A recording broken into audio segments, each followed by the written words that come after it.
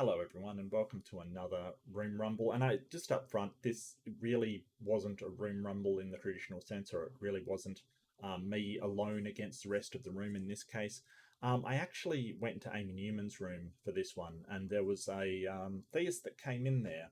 And I want to the reason why I'm putting this up, even though it wasn't sort of a really sort of, asymmetrical rumble, like the traditional room rumbles where I'm alone and there's tons of people, or there's one or two atheists and a ton of theists.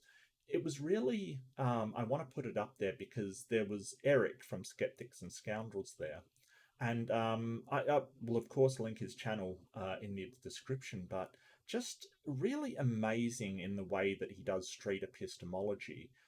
He really has a different approach than I do, and it was really fascinating to see, and really something that I want to get better at.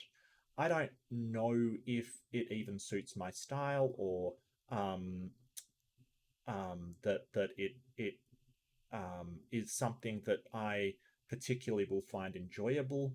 I really enjoy hammering my ideas, or sort of one idea against another idea in debate, but this was more sort of gently guiding somebody rather than hitting them with your idea. That's a terrible analogy, but you'll see what I mean. He's very good at it, and it is something I want to get better at. And I think that in all cases, it's beneficial to look at what other people are doing, and what other people and their techniques, and what they're putting out there, and seeing if you can add something to your toolkit, essentially, to your the skills that you have in dealing with others, and the skills that you have in sort of talking to others, and communicating where you're coming from, and dealing rationally with others.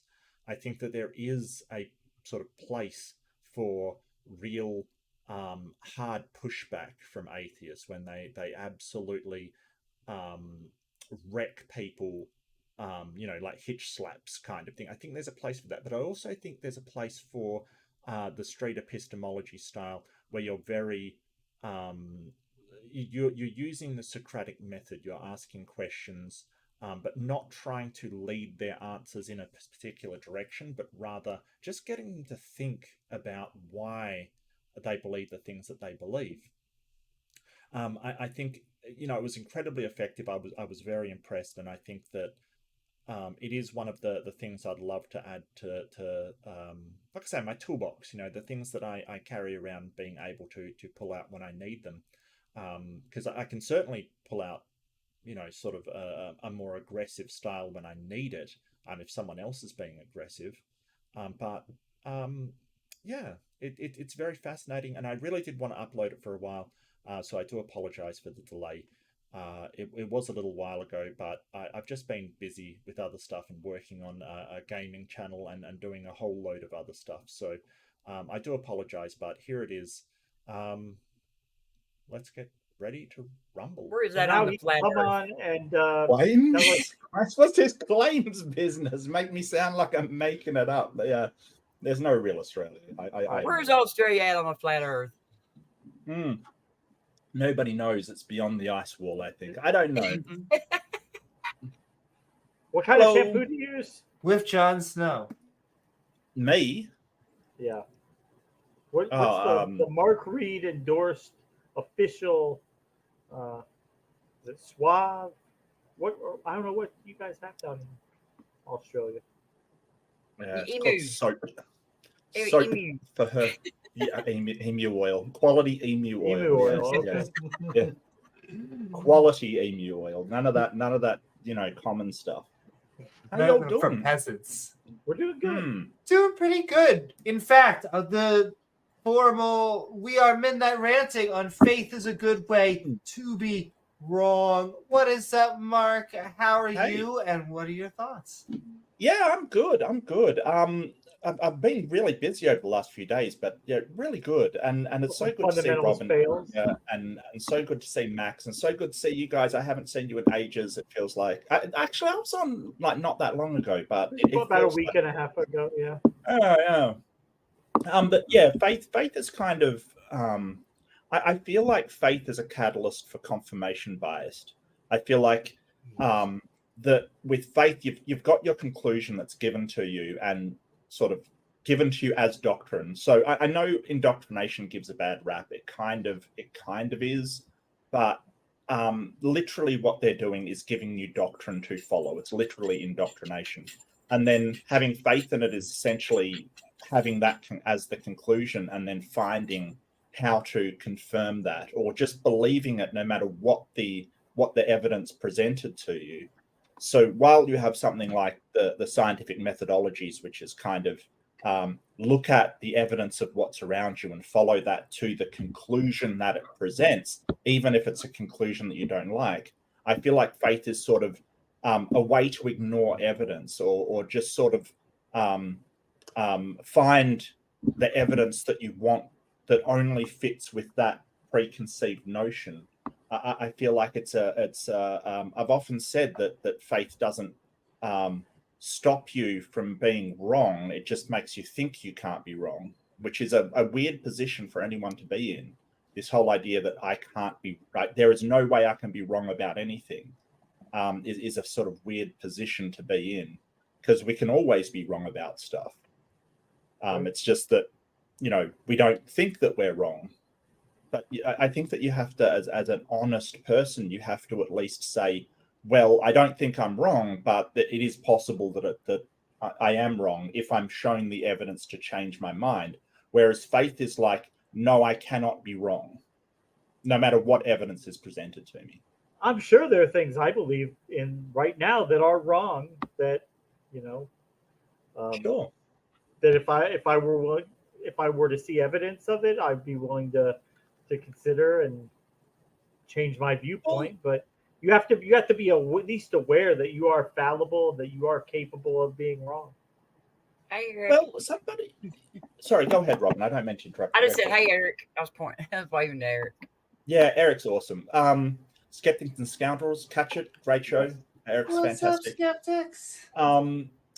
So faith and the definition of faith varies from person to person, which is why I'm kind of speaking loosely. But somebody once pointed out that the definition in the Bible, which is usually when we run into this idea of, oh, my faith is the thing, it's sort of the evidences of things unseen. What is it? It's the evidence of things unseen. I have it written down. My goodness. Yeah, please. The faith is the substance of things hoped for, the evidence of things not seen. I know I saw Robin on the tip of her tongue too. So here's the interesting thing, and this was pointed out by a creationist, that that's a paradox, because there's no substance to things hoped for. It's immaterial. It doesn't have substance. And things unseen, you can't have evidence of, so things unobserved, basically, things that you can't observe, don't have evidence behind them. So it's kind of like a contradiction in terms, that you're saying, hey, it's the married bachelor. It's basically a nonsensical statement to me, because you're basically saying have evidence without observing it and have substance without it being anything, which is I think that's intentional. I think they know that, and they're just trying to push the envelope, I think that part of the appeal is that it's almost paradoxical, but well, that's how he described it. He said it's a paradox, and it's like, but that doesn't strengthen that as a way to find the truth, right? The fact that it's paradoxical doesn't make it more reliable; it makes it less reliable. So, it was very interesting that he was pointing that out. Like you saw Ken Hovind in the debate, he even pulled up Pascal's wager, which is to say, oh well, if you guys are right, well, I've lost nothing. I've had a good life. I'm happy. But if you guys are wrong, well, then you guys are in big trouble. Unless the goddess is who's real, Sure. not God. You know what I mean? Because a goddess would definitely not like Ken Hovind. Probably not, no. In fact, he was judged by a jury of his peers. It was kind of like peer review. The Pascal wager thing doesn't work on me because I am actually more afraid of the idea of heaven than of the idea of hell. I know I can take torture, but eternal boredom, I don't know if I can take that. But no, Max, God will make it so that you love it. He'll just make it so that you're a mindless zombie and you love every second. That's what they say, but it has never taken me more than 3 questions to get to things that I would want to do that people would definitely say, oh no, you can't have that in heaven. No. Well, spending eternity with evangelicals is not the flex that they think it is, anyway. Yeah, and being sort of obedient under God's rules, unable to break any rule, is not the sort of. It's free will, though, Mark. It's free will. Yeah. And here's the thing: Pascal's wager. If you look at it through game theory, it has massive problems. Like, for instance, if the idea is and the logic is if the reward is infinitely good, and that makes the probability, whatever the probability, irrelevant.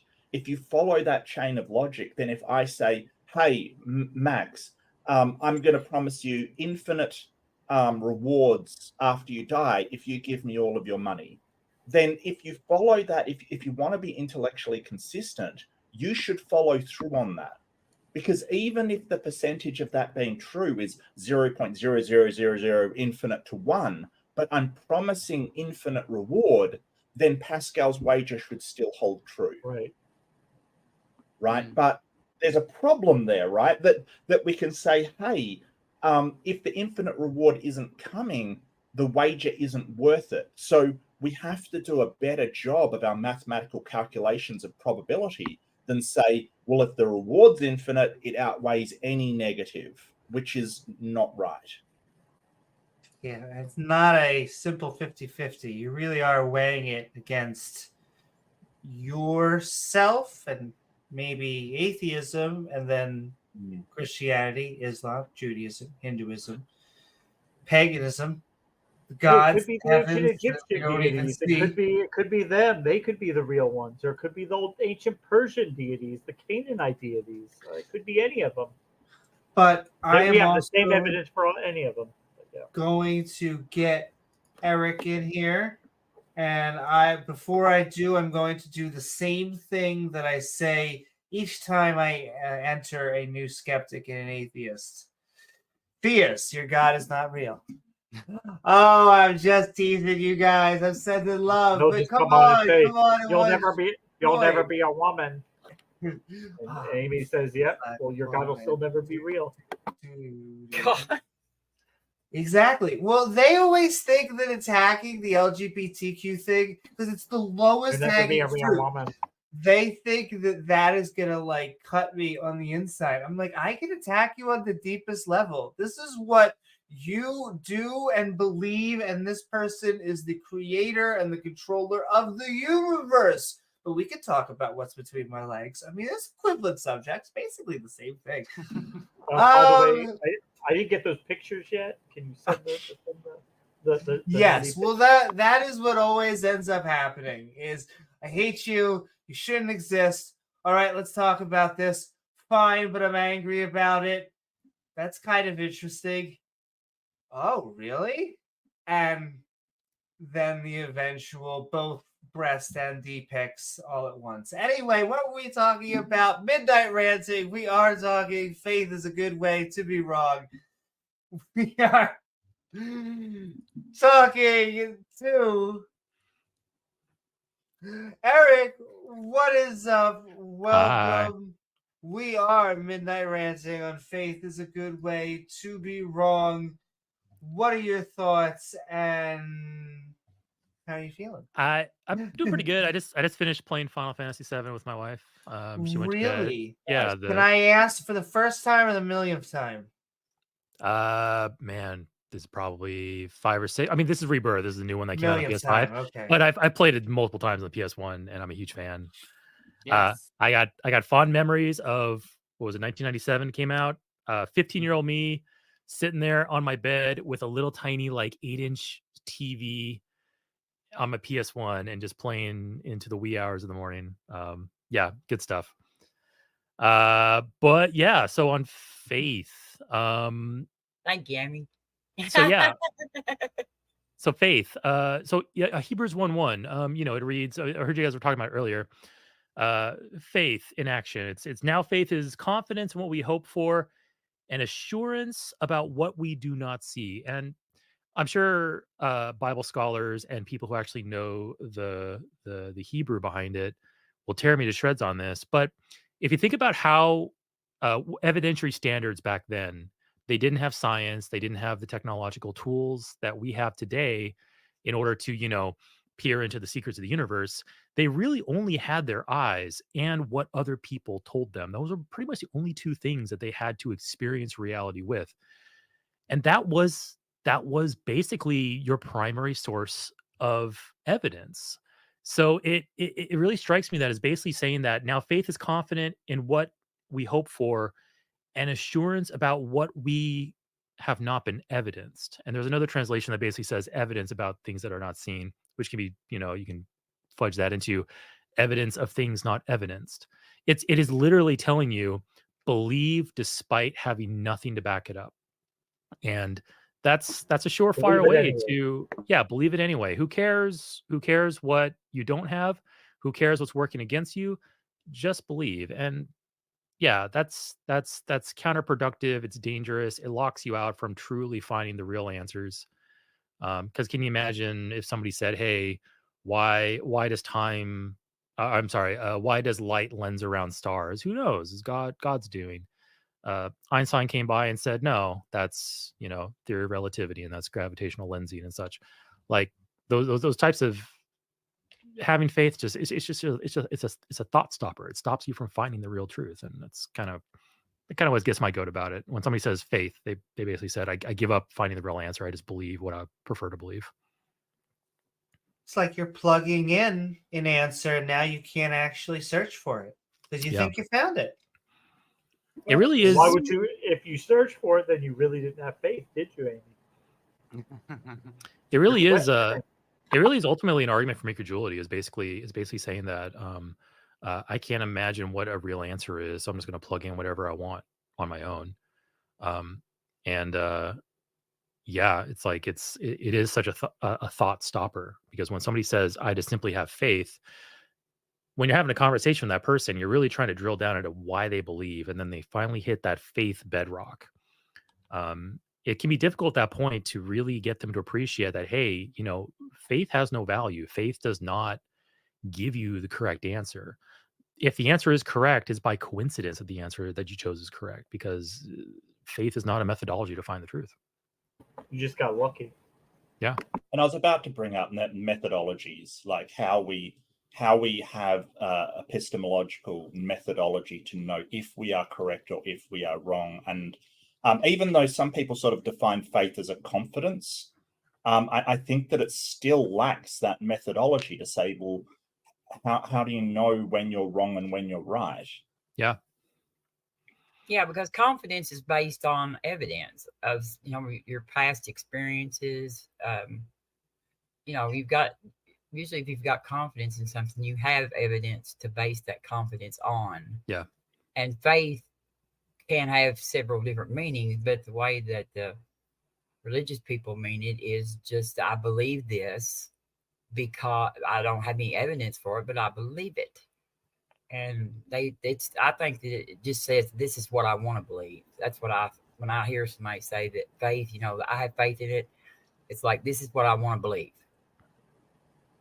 Well, for some reason, it's just what God wants you to do. He really likes it when he doesn't give us the evidence and we just believe it anyway. That's really just what gets him going. Yeah. And he deceives. And in the Bible it says that he will deceive, deceive people so that they will believe a lie. Yes, that's yeah. Second Thessalonians, I believe. The strong delusion, So he's going to make people believe something that they would not have otherwise believed, so he can punish them for believing it. Yeah. The only evidence he's going to give you is evidence for a lie, and not evidence for the truth. And they'll say, well, I mean, hey, these people deceived themselves. They weren't seeking the truth. Well, okay, but if they deceive themselves, then why does God have to send them a delusion? They're already deluded. They did it themselves. Why does God have to step in and add to it? It's just like the issue with the Pharaoh and the hardening the heart all those times. If the Pharaoh wasn't going to let him go no matter what, why did God have to step in and intervene and harden his heart? The only reason he would do that is if maybe the Pharaoh would have let him go. Maybe he would have listened to him. But God didn't want that because God was having a good time raining death and destruction down on the people of Egypt. Flexing, take the plague and take one more. Yes, but stopping a pedophile is too much messing with somebody else's free will. Free will, yeah. Yeah, free will, yeah. Why do we have people who have those urges and attractions? Why would God wire the human brain so that these type of mental disorders are even present? Why did he even do that? If it wasn't for just faith, so that other people can be victimized. They also have outs every time that free will is inconvenient. So you're telling me that God drowned all the babies, not just like a baby, half the babies, all the babies. Literally, literally every single one.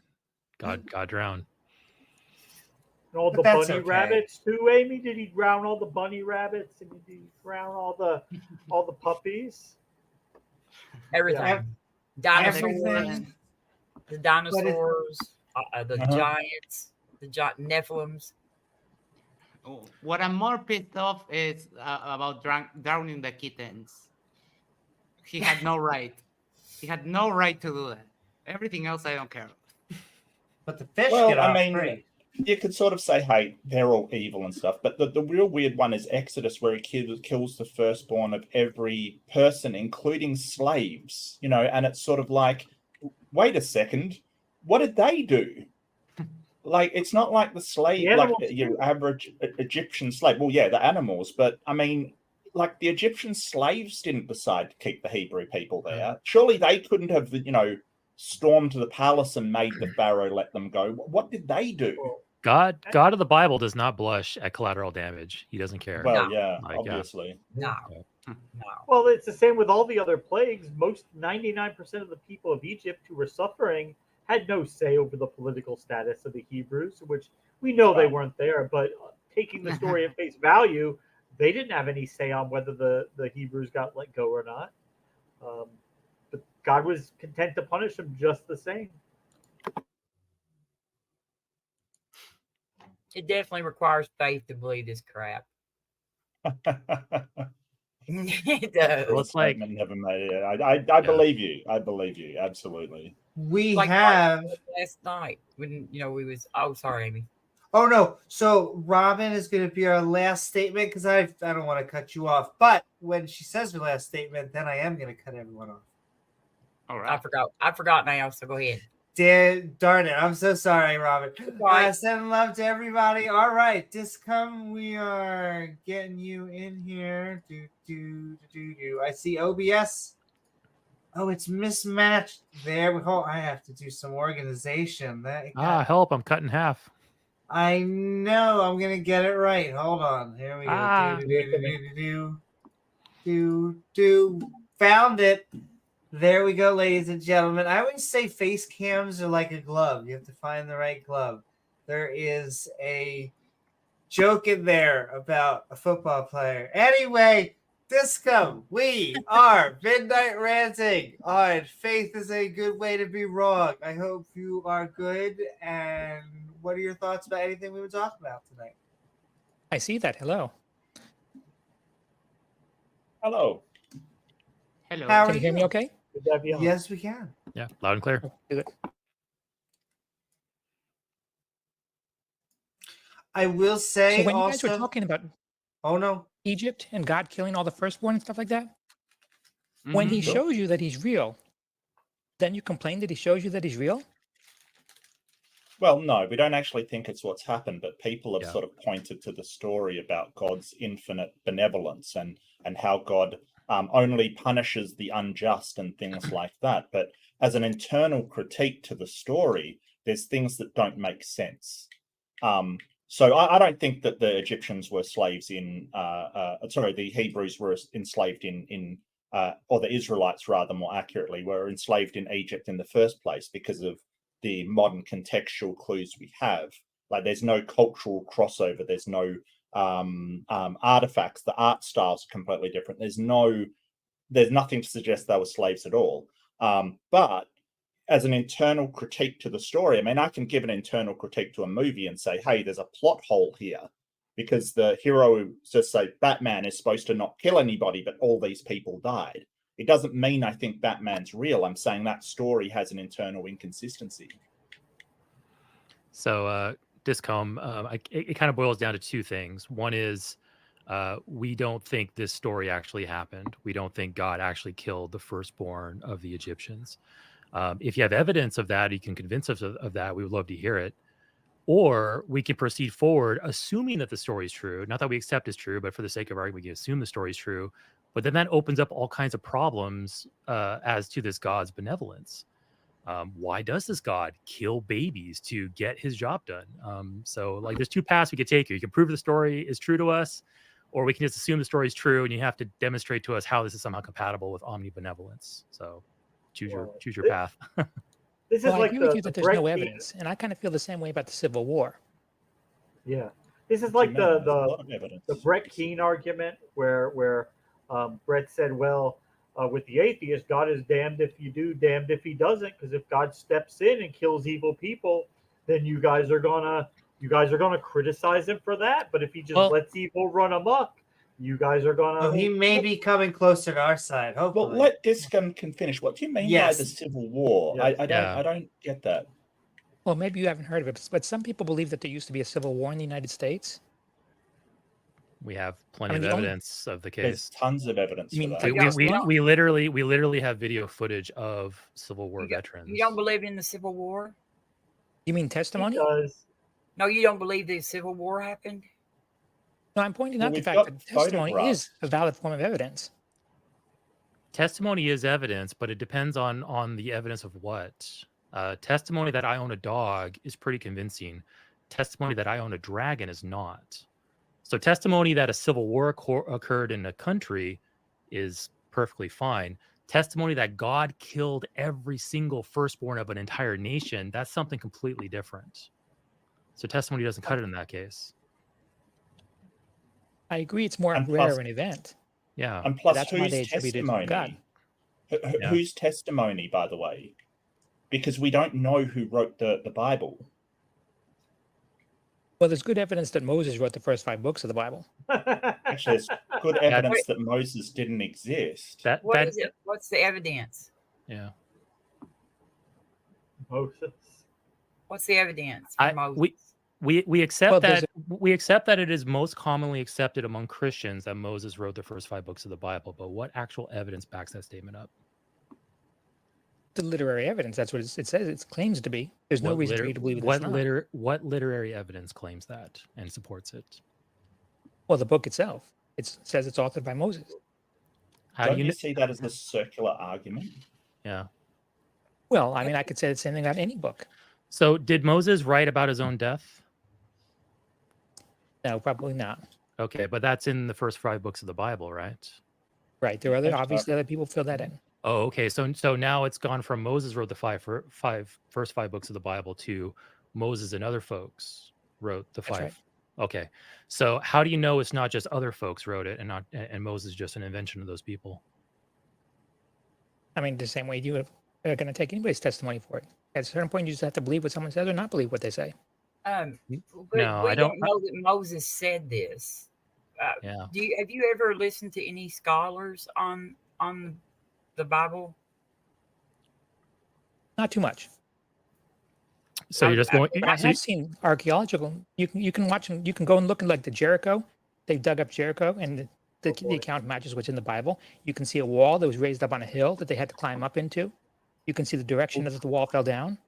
Do you Just listen to because Ron one Wyatt? thing, well, just I because don't know why just because one thing's in the Bible, like just say you have, Jerusalem's in the Bible or Judea's in the Bible, it doesn't mean that all of the events are true. Like, you can. There's an analogy with, well, Spider-Man lives in New York. New York's we know is real, but that doesn't mean Spider-Man's real. Like, we're not saying that none of these places existed or were cities in the past. We're saying that there are a lot of claims of supernatural things that we can't see if they actually happened or whether it's invention of somebody, because the only claim that we have that Moses wrote the Old Testament or the first 5 books of the Old Testament is the books themselves. And that's not enough. And to kind of jump onto that dog pile too, we're talking about whether Moses wrote the first 5 books of the Bible or not. And now you're appealing to Joshua and the story of Jericho, which is the 6th book of the Bible. So we're already outside of the scope of our initial discussion. So I could grant that Joshua was written by Joshua, or I believe that's the case, and that everything in Joshua is true. And that tells us nothing about the first 5 books of the Bible and whether Moses wrote those. So you already kind of jumped outside of the scope of our conversation with that statement. Well, my point wasn't exactly specifically that Moses wrote the first 5 books of the Bible. I'm just saying that they were authored by somebody. That we know. Obviously, yeah. I mean, books are written by somebody. I agree. There seems to be a coherent system with the books of the Bible. Now, that would be crazy if it wasn't. We're like, wow, this was written by nobody. Well, and plus the Bible was kind of curated over many, many years. It is redacted. But you know what? Let's just roll with it. Let's just say, okay, yeah, the Bible is coherent. Can a book be coherent and still say false things? Yes. Yeah. So the fact that the Bible is coherent, hypothetically, doesn't tell us at all about whether the statements in the Bible are true or not. So why appeal to that? Can you prove any of the statements wrong? I can prove several statements in the Bible is wrong, especially when it comes in conflict with science. But I will just grant that I'm not able to prove any of those statements wrong. What is the reason for believing that they're right? Well, because I see somebody who spent the time to create a testimonial record of it. How do you know it's testimony though? It's not. I mean, we have no idea who said it. I mean, it's not. We can't verify that it's a testimony of anybody's. I mean, did somebody create a testimonial record in the Quran? Because that's a testimonial record, right? It's the Quran was supposedly dictated by Muhammad, and the associated hadiths were dictated by his associates. That's a testimonial record. Does that mean any of those stories are true? Unfortunately, I don't have information to discuss that. I just don't have knowledge about that. That's fair enough. Can you imagine a hypothetical guy who says, "Hey, you know what? I'm going to record a testimonial record." What stops that person from fabricating stories or embellishing events to make them more spectacular? Or maybe he's hallucinating and it's all just a delusion, and he's like, he's earnestly and truthfully relaying this to whoever's writing this down for him, but it's all just a figment of his imagination, but he doesn't realize it. Like, how have you eliminated all of those options when it comes to the Bible? Yeah. In the case of the Bible, there's one specific reason that you would want to believe it or tend to believe it. Why and that's the fact that God says that he does things, he tells you what's going to happen in advance to verify that when it happens that time, that you know that it came from him. So where does God say those things? They're all throughout the Bible. Okay, so we're trying to analyze whether the Bible can be trusted to be truthful and accurate. And you're saying, well, the Bible says that it's the word of God. Well, let me give you a specific example. That doesn't help us at all. He said that Israel was prophesied, stuff, and then he'll go and do it. Yeah. So where does that happen? Like, God has said something will happen, and it's happened. Well, what's your example of this? Israel has Israel ceased to be a nation as far back as the 40s. Well, actually, 30s the and 40s? prophecy was that Israel would become a nation within one day. Yeah, yes, And that did happen. and people were actually It working didn't. to fulfill that prophecy. That's not like that God did that. Yeah. People And did plus, that. Israel was accepted as a nation by various members of the UN and the sort of world powers over a very long period of time. They just had their status ratified by the UN at one point. So they didn't just become a nation in one day. That isn't what happened. They were accepted by multiple different countries, and still some countries don't acknowledge Israel as a nation. So that isn't what happened. And people were working to fulfill that. I mean, Well, yeah, obviously. The Yeah. Christians were literally working to fulfill that, to bring about the end of times. You know, the end Even of if the we day. give them that one, okay, they have one thing, one prediction. It's a stretch, but well, if your evidence is that they were ratified in one day, every country is ratified in one day, right? Sure. Every single one. Australia was Federation Day. America was independent. You know, there's always going to be one day when they're ratified. So that isn't really a prediction.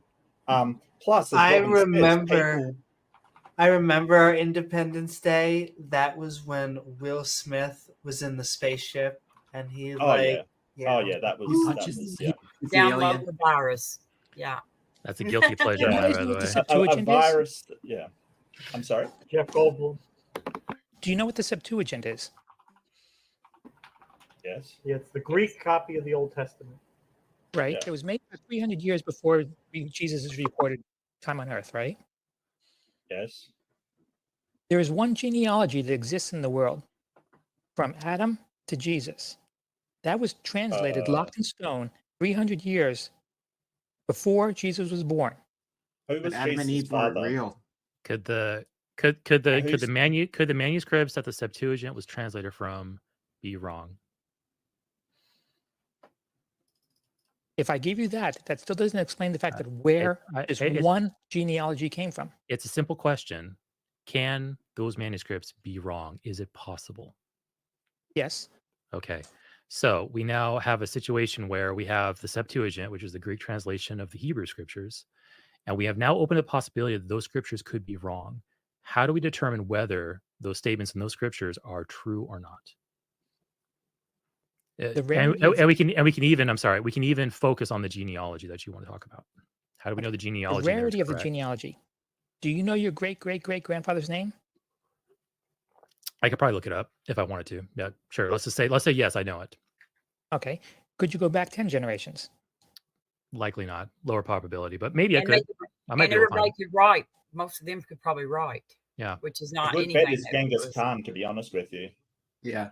Yeah, that's good. That's a good point. Yeah, most people would go back to Genghis Khan. Yeah. The point is that you have thousands of years of one genealogy pointing to one birth, and it was locked in stone.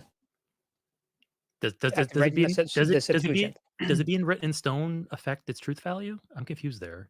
If it's obvious, I don't think anyone contests the fact that the Septuagint was written at that time.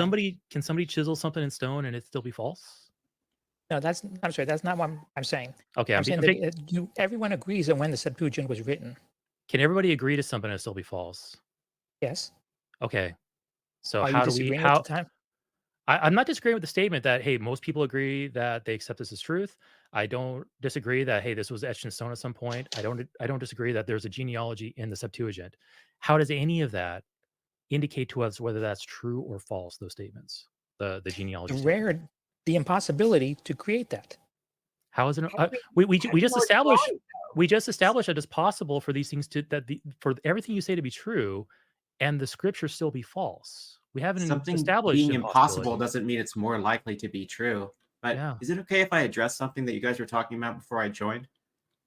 Yes. I just want to read something off of Wikipedia article about Mosaic authorship. So it says the books of the Torah do not name any author, as authorship was not considered important by the society that produced them. And it was only after the Jews came into intense contact with author-centric Hellenistic culture in the late Second Temple period that rabbis began to find authors for their scriptures. So there was a time when they didn't say that Moses wrote the books, and then that changed.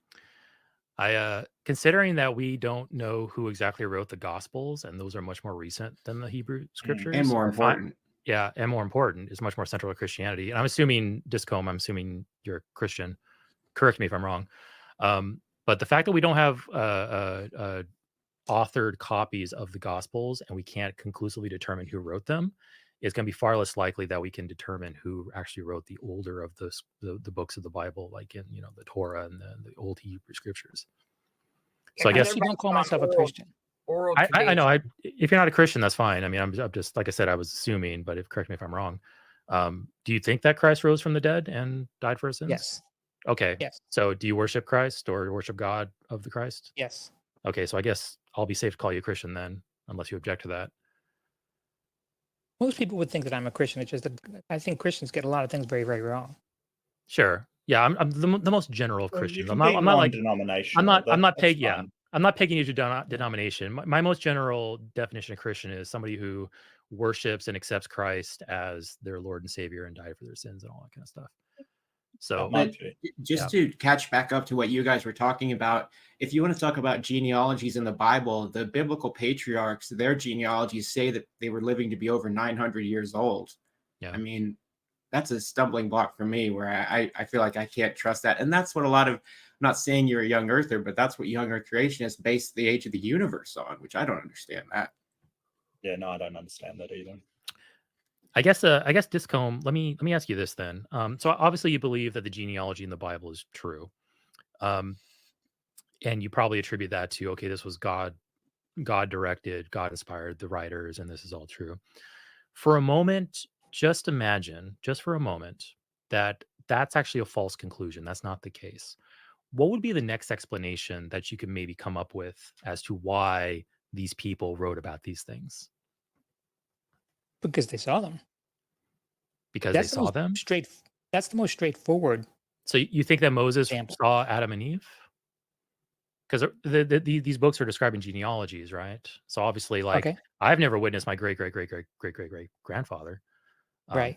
Doesn't stop me about writing about him. Doesn't stop me about creating a genealogy, maybe filling in the blanks and all that kind of stuff. But my question is, if it is not true that a God directed this and the genealogy is not true, what's your second best explanation for it? Maybe I can rephrase the question. So obviously they didn't write down everything they saw, right? So how did they pick and choose what was important to write about? That's a good question. What they saw. Well, that was their own decision. I mean, I can't answer that. Can you guess? I mean, I can guess. I can guess a few reasons why people would write this kind of stuff. Well, as records, like Josephus wrote tons and tons of records. Sure. Yeah. Maybe record keeping. Maybe it feels better to have some records better than none, and maybe, hey, I want to write a history of my people and I don't have much information about it. I'll get what I can and I'll do some fill in some blanks there. Maybe I'll pray about it and I'll just kind of just write what comes to me.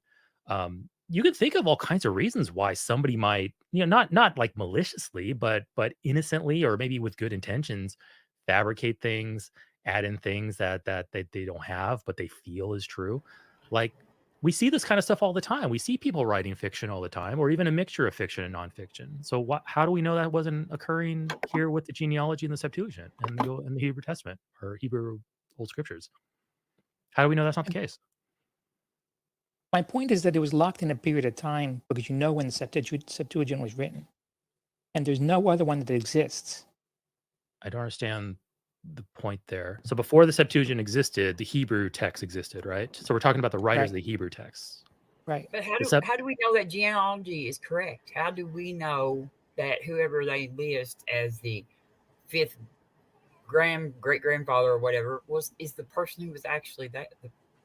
I mean, there's no way to verify that genealogy. It's just the same way you know who your grandmother is. Huh? The same way you know who your grandmother is.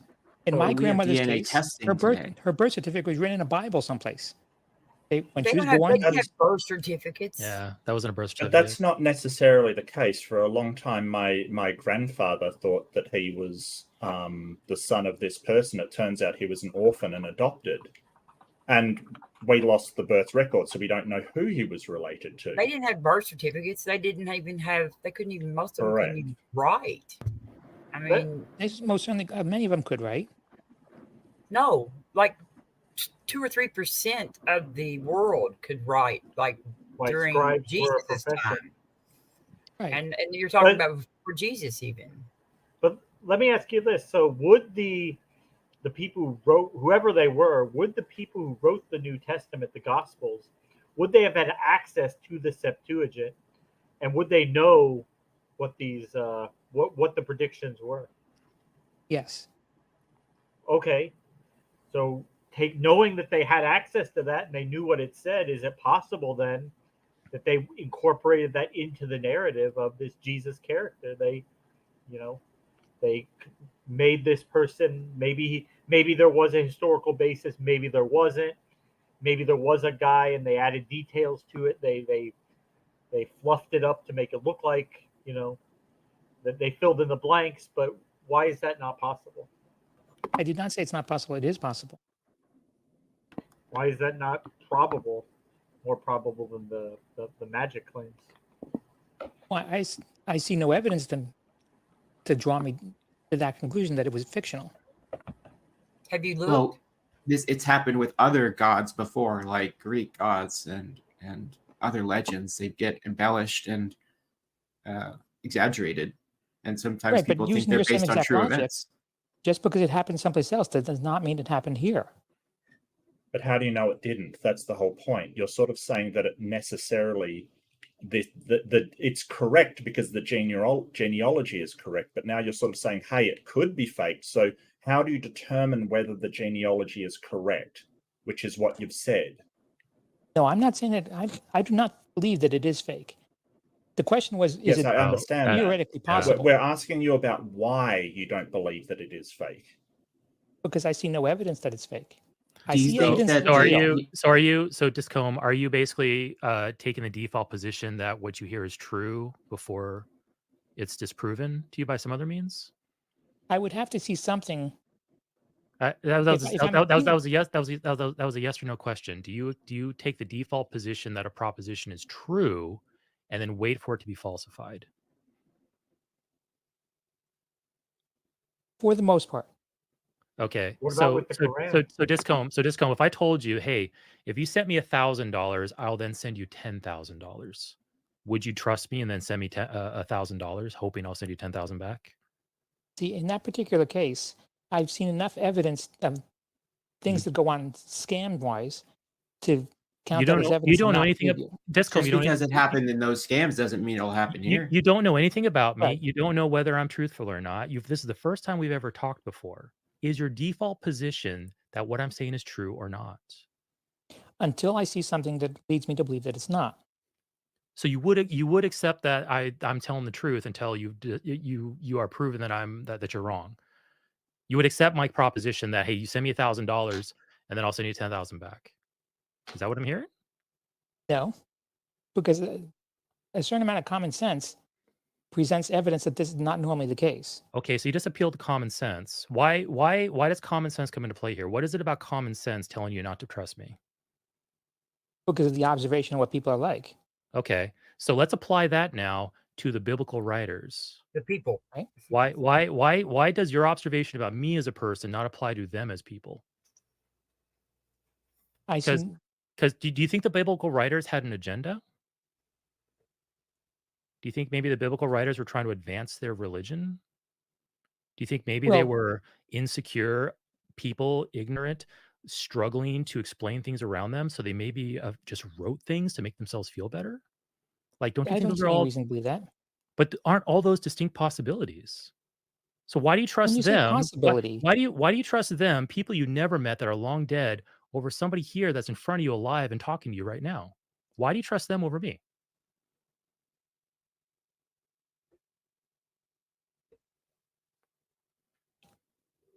you should trust Eric. I'll trust him.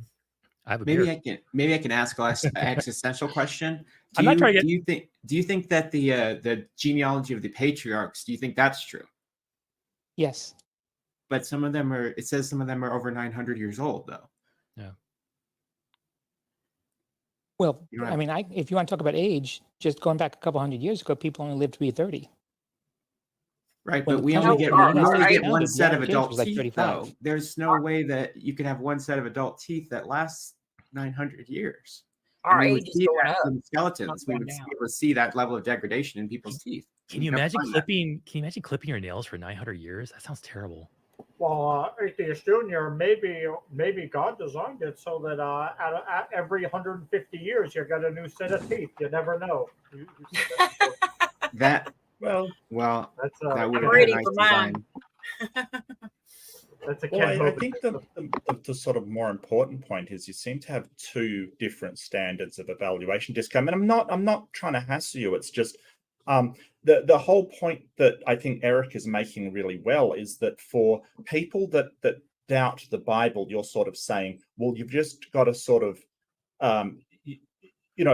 you don't trust those people because you know what people are like. And yeah, you're right. People can lie, they can cheat, they can steal. A better way to go about it is a skeptical approach where you would trust Eric if he provided something to confirm the warrant of that trust. Like, for instance, if he gave you a contract or something that you know that in law that's binding, you would go, okay, well, now I trust you.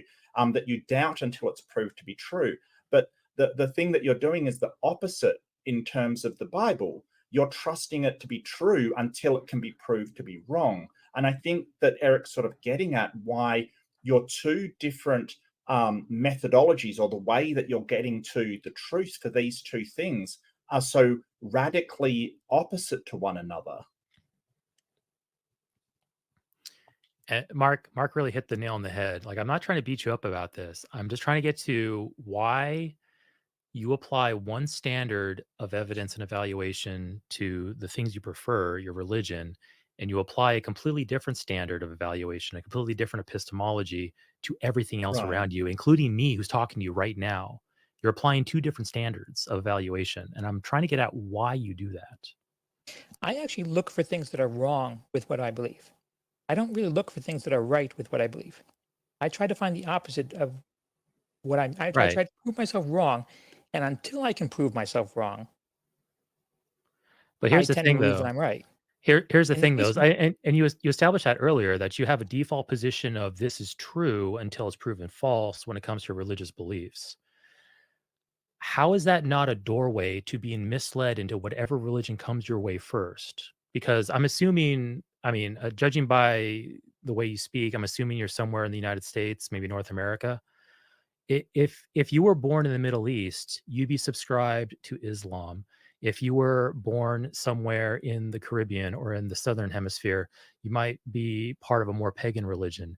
If you were born in North America, which I'm assuming you are, correct me if I'm wrong, you're a Christian. Yeah, India, you'd be Hindu. Yeah. India, you would be Hindu. Yeah, exactly. It seems to me that with the position of I'm going to accept my religious claims as true until they're proven as false, then you are completely at the mercy of where you were born to determine what those religious beliefs are. And I'm sorry, but that is not a pathway to truth. Random chance about where you were born. That doesn't follow and compute with me, and I never would accept that, because it is complete chance.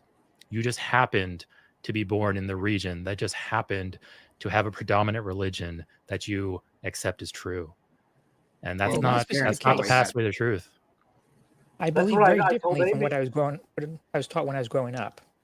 Yes. Ken, your parents have been Well, wrong about that. Pardon me? So you were taught these things growing up, I'm assuming, by your parents and by your elders, grandparents, Yes. probably people in congregation. Yes. Could those people be wrong about those things? I believe they were. You believe they were wrong? Yes. He's Okay. saying his beliefs differ from when he was younger. Oh, your beliefs differ from them. Okay. All right. Right. So then, How'd you find out they were wrong? So then they were wrong? Yeah, how did you find out they were wrong? And then how did you choose your new beliefs? By Were they studying. Christian? Yes, they were Christian. Okay, so you basically kept the core tenets of Christianity, but just kind of changed up some of the minor details into a different Christianity. Is that it? I don't even call myself a Christian anymore, but yes. Well, you believe in Christ. You are Yeah. a Christian. By Unless- definition, you are. By any I- other name. Yeah, I don't want to thrust a Well, label it's- on you. Yeah, I don't want it's to thrust really a label on you. unimportant. Yeah, I don't He's want to thrust a still label on you. theist. So you Well, still believe in yeah. a God. That's okay. Yeah. Yes. But Yeah. in the most general definition of Christian, just the basis of it, you accept Christ died and resurrected for your sins. If you accept that, in my book, you're a Christian. If you want to dispute that, that's fine. But the most general sense, you're a Christian. So you were born in a Christian society. You looked at some of the details and said, I'm going to reevaluate some of these details, but that core proposition still stayed there and stayed intact, and that's Christ died and resurrected for your sins. Right? Yes. Okay. So what I said earlier was still true. You accept the religion of the region you were born into, and you just simply accept it carte blanche as true, and you're waiting for somebody to come by, or you're waiting for somebody to prove it false before you reject it. And again, that means that your religion, your worldview, everything that you're building your life around is based off of random chance. And actually, most apologetics is actually not trying to establish the truth of a religion or the truth of a claim. They spend a lot more time just trying to make it not falsifiable. That way, Yeah, you can't they're defending falsify it. You can't prove that God's not there. They never usually come out and offer evidence of God, but they harp on the fact that we can't prove he's not there. That's actually what they spend most of their time on. Right. I mean, I would part of one of my core beliefs is that there is a God. There is somebody that created everything that you see around you. Okay. Because things that exist don't come from nothing. You're going to have a very hard time telling me that there was nothing and it exploded, and then you have everything. Oh, there here. it is. We There it could. is. So well, here's the yeah, thing. Let's it's focus on the Christianity. Let's just simply say that okay, we'll let you have that. The reasoning somehow The is explosion. correct on that. So you're at that point you're now a deist. Okay, so you think Yes. that a God exists, Yes. but let's just simply say that we don't know what God that is. Just for the sake of argument, we'll just roll with that. Yes. How do you make the jump from that to Christianity? Because that's a big leap. To But Jesus, one of the things is that there's predictions in the Bible that seem to have been come true.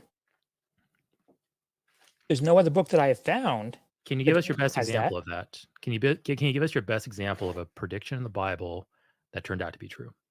We did Well, there's give like the Israel 66. one. I gave you the Israel one before. I gave you the genealogy one before. Well, so there's some 60. so the genealogy wasn't a prediction. That's a historical record. The prediction about Israel being born again, basically like arising as a nation again. Is that- Well, triviality. what makes the genealogy a prediction is that there's only one that was written thousands of years ago. But the Yeah, but genealogy is talking about what happened in the past. That's not a prophecy or a we prediction. don't know when it was written, and we don't know that it's correct. Yeah, Right, and that's but you kind of what know I'm that it getting was to. written 300 years before Jesus, and none of you on this panel can name a descendant of yours 300 years ago. I don't know. I absolutely I can. could I pull can it up. absolutely name my 10th great grandfather and many of my descendants 300 years ago. Yeah. Absolutely. And we should be able to more likely than they would, because more Sure. people could write. And that's And we part of actually- why powerful genealogy tools. today is not comparable to genealogy of the past, is because I have documentation, birth records, census records. I've got death records, tons of things, wills. All this proves that these people were Yeah. real and that they're And my my blood genealogy, relations.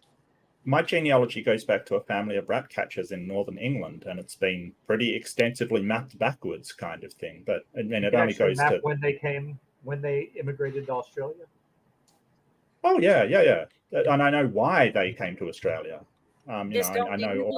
do you believe the creation story in the Bible? Yes. So you believe that Adam and Eve existed? Yes. He'd have to if he was accepting the genealogy in the Bible, because both Okay. genealogies go back to So, Adam. so you believe in Noah's flood? Yes. You don't have a problem with all the I'm scientific just going to evidence suggest against. that you go look into some scholarly work, some real scholars, not apologetics, but scholars. Doesn't it bother you that all of the sort of geologists and everybody say that Noah's flood didn't happen? Like we have evidence of floods, We pretty much and that proved the flood there did was not no worldwide flood at all. Like there's no evidence there was a flood at all. And the You know, earth these is other not cultures 6,000 years old. all these other cultures that existed before the flood and have no records of the flood. There was no, massive flood that wiped anybody out. Yeah. Egyptians were building Almost pyramids. every civilization has a record of the flood. The Egyptian. No, it doesn't. Chinese don't. Japanese don't. India, the Native American cultures don't. There's no. The Egyptians didn't. The Egyptian pyramids. We have multiple Egyptian pyramids dated both before and after the flood. So apparently, somehow, Egyptian pyramid builders survived the flood and kept on building. Yes. But here's the thing. Here's the thing. So like I said, I asked you this question before. I'll ask it again. Let's for a moment just pretend that the Adam and Eve story is not true and that the genealogy in the Bible is false. What's the next best explanation for the evidence you see? Which evidence? So the evidence itself is the writings of the genealogy in the Bible, the claim that Adam and Eve existed, the claim that these are the descendants of Adam and Eve all the way up to Jesus. Let's say for a moment that that's just simply a false thing, but you still have the claim there. What's the next plausible explanation for the claim? Like, how can you explain that claim? There's correlations between what's in the Bible and what you have in archaeological records. I mentioned Jericho before. Well, but here's the thing. I think it might. Let me rephrase the question. That claim is false. For a moment, pretend Adam and Eve didn't exist. That's a false story. For a moment, pretend that the genealogy itself is also a false record of from the false Adam and Eve to whatever. Okay. Pretend for a moment that's false. Why would somebody write that?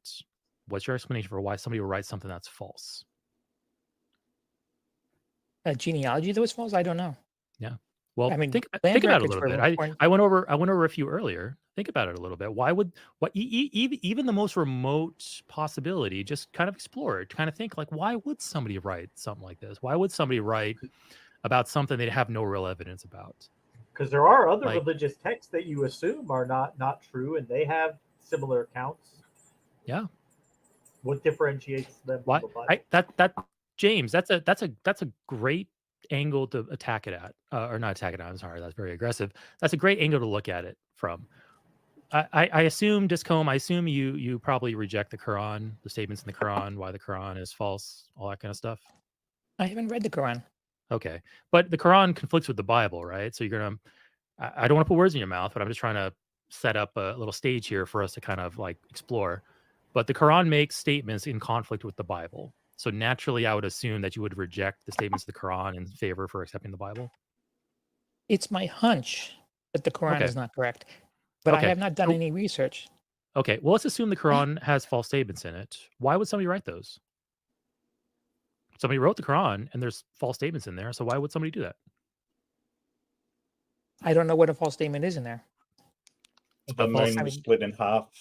A moon split in half. Muhammad ascended to heaven on a winged beast. A baby is only water until like the first 3 months, something like that. Yeah. A sperm comes from the spine or something like that. Comes from between the backbone and the ribs. Yeah. But there's over 2 billion Muslims in the world. Yeah. A lot of people accept that as true, but you don't. Well, a lot of people don't spend any time thinking about what their situation is, what they believe. But back to my question. Back to my question, why would somebody write that? Why would somebody write some falsehoods in some book? Because it happens. As history? As history, as a record, as a prophecy, as anything. Just why would somebody write that in a book? There would have to be something they're getting out of it. Yeah, maybe. Maybe they're mistaken. In the case of I can imagine if I was, in like if I was like, hey, I'm surrounded by a lot of really gullible people. Maybe I can write a book and form a religion, and maybe I can be the leader of that religion. I'd have some power, some security, maybe some money and women along the way. Like I can think of all kinds of reasons why somebody would do something like this, right? Or if my religion is under persecution and I want to get more followers to kind of build up my sort of army against people trying to. Yeah. Hey, that tribe over there wants to kill us. We need to unite under we need to unite under something that will unify us and galvanize us against that tribe over there who wants to kill us. That's another good reason too. Are you throwing out the record that most of those authors died? No. Obviously, they all died. They were under persecution. Yeah. Right. So I mean, but But here's the thing, like I'm just throwing them out there like popcorn. Like I think it could be written for this reason, It galvanized people. Maybe the guy was really ambitious and he wanted to like get a following and get like lots of support and money and wealth and wanted like security. Because like if I had if I had like a group of 1,000 people all believing what I said about God, hey, that's some good power to have. Like I can think of things just off the top of my head about why somebody would write the Quran like that. How do none of those things apply to the Bible? Maybe the Bible writers were the same way. Hey, I'm going to write stuff about God. I'm going to write stuff down, my opinions. I'm going to claim it's from God. And if I'm persuasive enough, maybe I can get enough people to follow me where I don't need to worry about finding my food anymore, or I'll have my house built for me, or I'll have a little personal army to defend me when things get tough. Like I can think of all kinds of like, and I know Discomb, you're probably thinking like, hey, these are all like really implausible long shots. But it doesn't matter how much of a long shot it is. All my explanations rely on the natural. You're appealing to the supernatural to explain these things. So by default, my explanations are more plausible because I don't involve the supernatural in any of them. Plus, we've seen it. We've seen Joseph Smith do all of those things. Right. Yeah. Joseph Smith. That's only 150, 200 years ago. Just having a large YouTube community gives you a level of influence. I mean, I can't even imagine if they thought you were a prophet of God or an actual religious figure. AJ, don't give away the game, AJ. Don't tell them why we do this. Yeah, don't give away the game. You just ignore that discoming. It was a humble brag. I admit it. It was a flex. It was a big flex. But the point being, Discom, is that I can come up with a dozen natural explanations as to why the Bible says what it says and why the Quran says what it says. And all of them are more plausible by default than anything involving the supernatural, because none of my explanations require the supernatural. And maybe if they wanted to make it even more convincing, they have access to the Septuagint here. Maybe they could read it and try to, okay, what can we take from here to incorporate into this new story? Make it consistent, make it believable. Well, why, if the genealogy is so good, why did the Jews not accept Jesus? Well, the first Jews did. Question. Well, not all of them. I mean, they didn't. Certainly not a majority. Yeah, not enough of them because Jerusalem was destroyed. Priesthood. Jerusalem was destroyed. Jerusalem was destroyed in 70 CE. Like that, not enough of them accepted Jesus. So that's their writings, their text, their holy text, written by their own people, and so they should have more faith in that genealogy than anybody. Well, the current reason that Jews don't believe in Jesus, the Jesus of the Christianity, is because of Deuteronomy 13. Deuteronomy 13 states that anyone who changes the law is a false prophet. He didn't change the law. He said he didn't change the law. Jesus says, I did not come to change the law. I came to fulfill it. I agree. But that's Wasn't not that chapter about giving the law a second time? Isn't that why it's called Deuteronomy? I mean, if the genealogy points straight to Jesus, I don't understand why the Jews would have thrown out their own genealogy and said, no, it don't go there. Because the idea of a Messiah, the first believers in the Old were Testament, Jews. Yes, so the idea of a Jesus Messiah was a Jew. By requirement, they were Old Jews Testament because is pretty vague. There were lots of they were looking for different forms of a Messiah. Some of them were looking for a political leader, a military leader. There were some who were looking for that suffering servant that Jesus had got, but it certainly wasn't a majority. It's certainly not crystal clear from the Old Testament that that's what the Messiah had to be. Not they were expecting someone Messiah would be a warrior. Right. There was two Messiahs predicted in the Bible. One was Ben Joseph and one was Ben David. One was a warrior, one was his servant. Many of them thought it was going to be the same person. So are you saying that so the accounts of Jesus in the Bible, you're saying that they fulfill prophecies from the Old Testament, right? Yes. Okay.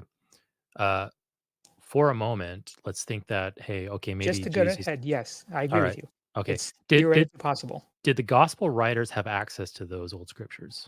Yes, I agree with you. Theoretically Okay. possible. So is it possible that when they were writing the accounts of Jesus, they were looking back on those old scriptures and going, hey, how do we fulfill these prophecies? And then they wrote accounts that fulfilled those prophecies. If you're going to discount the text, then that becomes, if you're going to discount it. This is absolutely accepting every word of the text. I'm just simply looking for explanations about why it is. So the gospel writers, whoever they are, let's even just say they're Matthew, Mark, Luke, and John, even though that's not what's commonly accepted, but let's just roll with that and say, yeah, okay, it's Matthew, Mark, Luke, and John.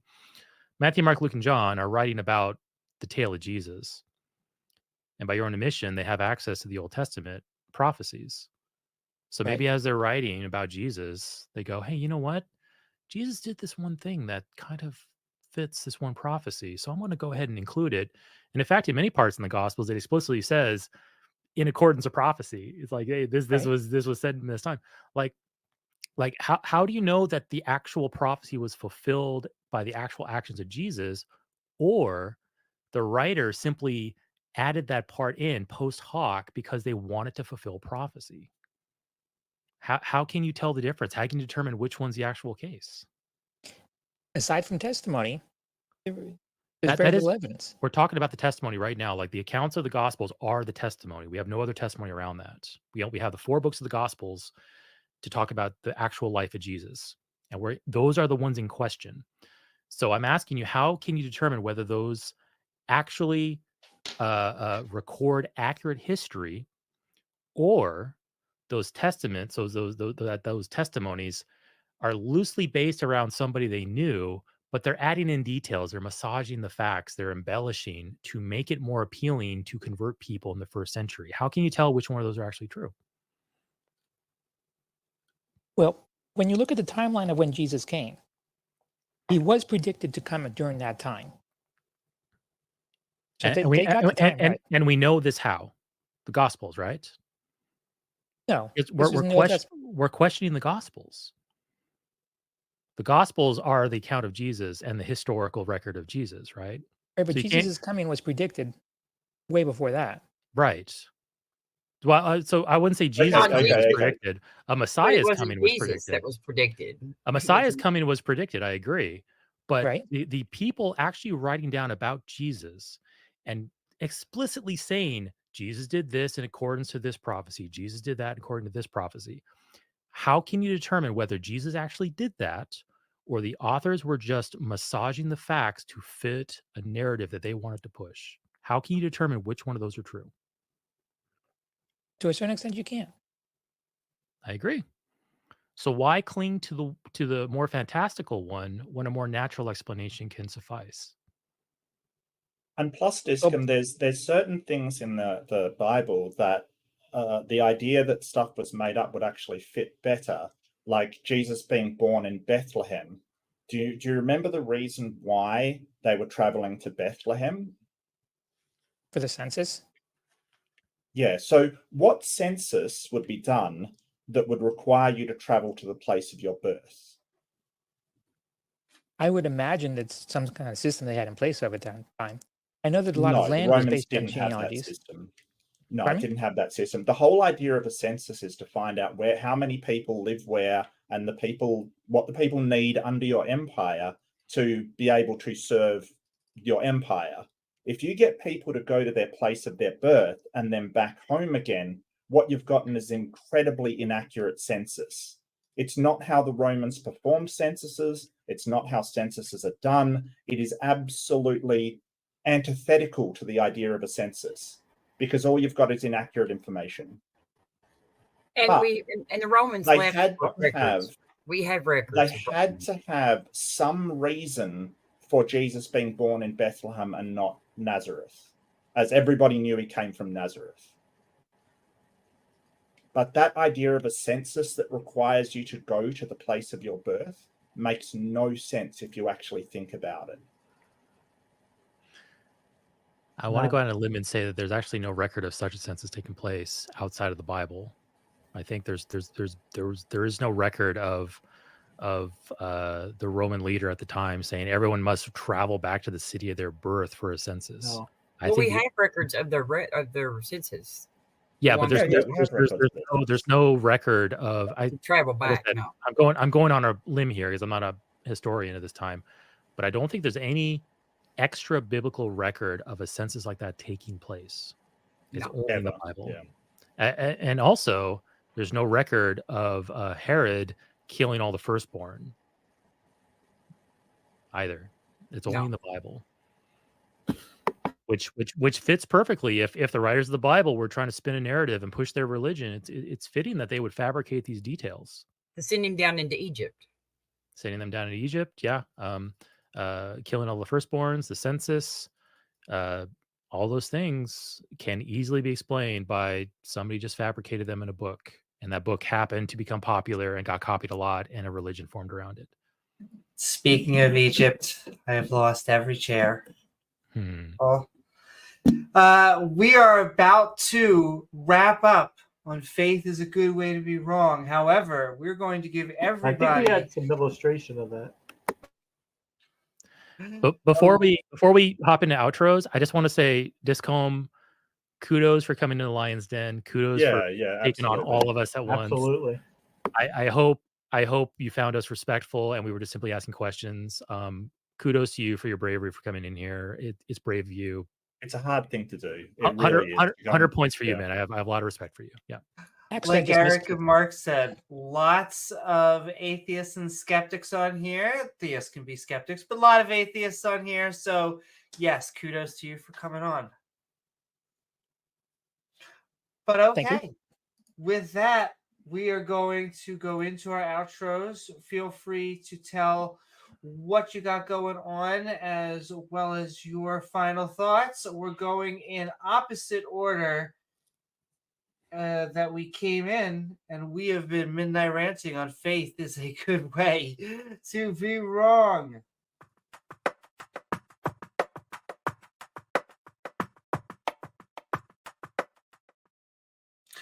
Woo!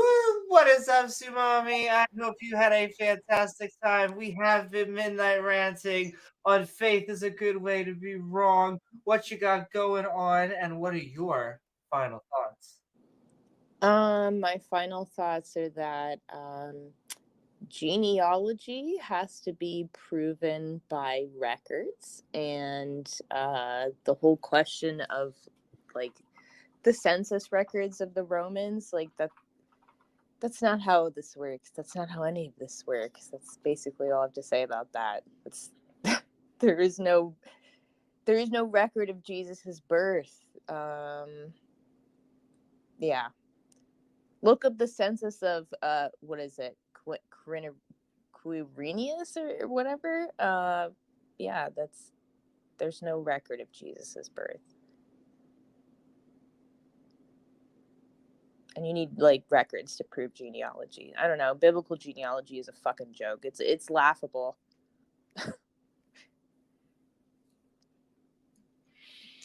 As a modern genealogist, that's what I do for a living now. Fucking majority, other than like sex work also. But yeah, that the biblical genealogy is like the most ridiculous shit like ever.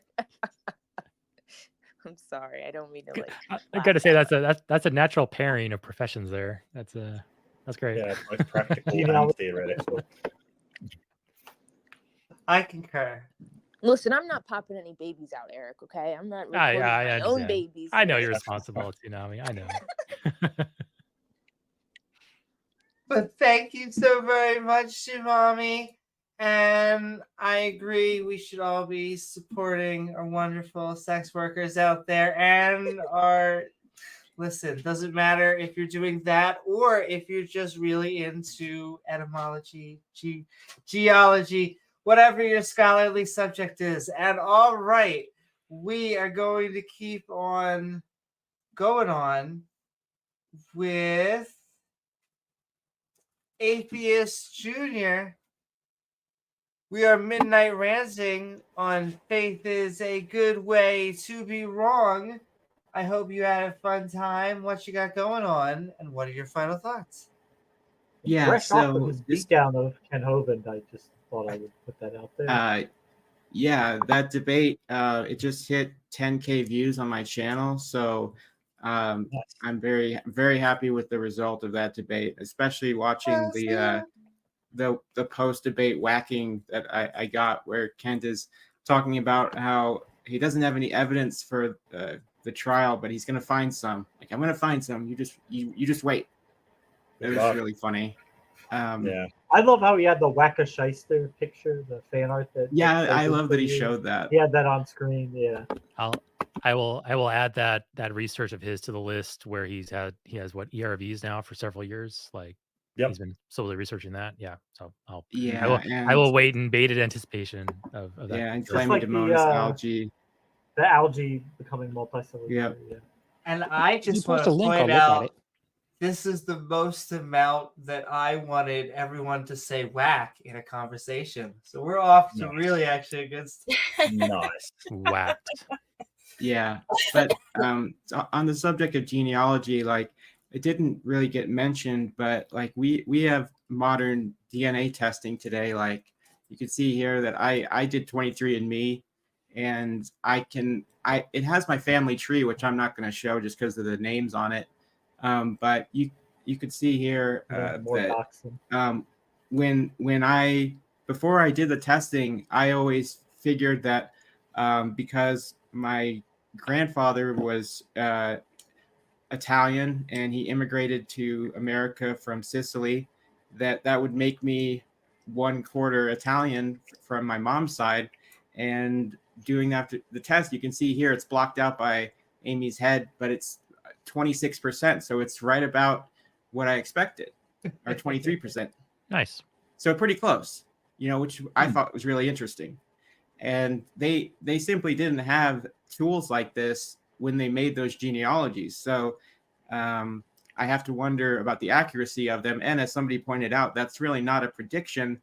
That's talking about something that already happened. So it's not even a prediction. But faith is something that is believing things without evidence. It's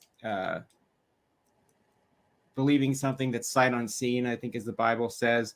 And that's just not using the faculties that even the Christians would say that God gave them. He gave you a brain and critical thinking and reasoning to use. I would think he would want you to use it instead of believing something simply based on faith, or on the fact that a huge majority of people have the same religion that their parents do, and the same religion that is the majority religion in the area that they grew up. I mean, we talked about the United States here, but it even varies state to state. Like, if you're born in one state, if you're born in the South, like in Florida, you'd probably be a Southern Baptist. But if you're born in the middle of the United States, you're more likely to be a Mormon if you're born in Utah or Salt Lake City. So it really just depends on those factors. And that's not really taking in all the options and studying what religions have the most veracity to their claims, which I would say is none of them. So I think it's just easier and better to take a position of atheism or agnosticism, which I think is the default position that most people start out with. I think this is arguable, but people don't have any beliefs about religion until they learn about them. And what religion you learn about first is going to have a huge advantage in terms of what you're likely to believe, especially if you have authority figures like your parents saying that this is true and that you should believe this and possibly pressuring you to believe it. So, you better believe it. Yeah. I just think that this is not, nobody really comes to a religious position. Like, they can say you can't argue somebody out of a position logically that they didn't come to logically. And the final thing I'll say is that I don't really know how. I do give credit for Damos for coming into a room and being the only Christian talking like 7 atheists, but I don't know how he can say that he looks for things that are wrong in his worldview and then he accepts the genealogy that has people living to be 900 years old or more. Because, as I was saying, like, we're not crocodiles or alligators. We only get one set of adult teeth, and it's hard enough in the lifespans we have today to make that last. That's why people are constantly getting dental surgery or dentures. So we would see in skeletons, we would be able to see that level of degradation in people's teeth, and we just don't see that. So, yeah, thank you, Amy and James, for having me on, and as always, Thanks so much, AJ. I'm out. Thank you for coming on, AJ. Keep on coming on. Go check out AJ's debate with Ken Hovind. Watch him kick Ken's ass. And check out AJ's content. Subscribers. And see my cool outfit that I Yes, wore. dressed very nicely while doing it. Yes. Oh, you got to see the glasses he wore, the sunglasses during the debate. Grayson said, "Why is he dressed like Prince?" Yeah, I take that as Why a not? Is the compliment. question. Why not? I'll say that is a compliment. Well, Ken said he I got looked Prince. like I got Elton John. Yeah, Elton John. Now, Ken considers that an insult because Elton John is gay, of course, but as I think most of us. Hey, say, Elton John has is a fabulous fashion sense. Let's face it. Great He's sense fabulous. of fashion. Yes, one of the most successful musicians alive. So, But he also set me up. Can I ask, is it Discum? Oh, I'm not even sure. It's like Discom, I guess. All right. Either way, Discum. We have been midnight ranting on faith is a good way to be wrong. I hope you had a fun time. What's you've got going on the internet, and what are your final thoughts? Okay, Tsunami's whack, Atheist Junior's whack, Discom's whack, Eric's whack, Marcus whack. We're all whacked. Yeah, You forgot me. I'm just joking. I mean, this was a nice forum. I appreciate you guys actually doing this. It's kind of interesting. I've never really participated in something like this before, so I thank you for that. A couple of you guys on your outros were talking about the genealogy. I didn't quite accurately describe what I was getting at. At the time that the genealogies were being written, that is when it was predicted. When they wrote down only one person's son's name, that was when it was predicted. Because there's only each parent, again, this is assuming that it's true, each parent only wrote down one son's name. And it's spread out a tiny bit, but for the most part, there's one pure genealogy covering thousands of years. That's really my point with the genealogy.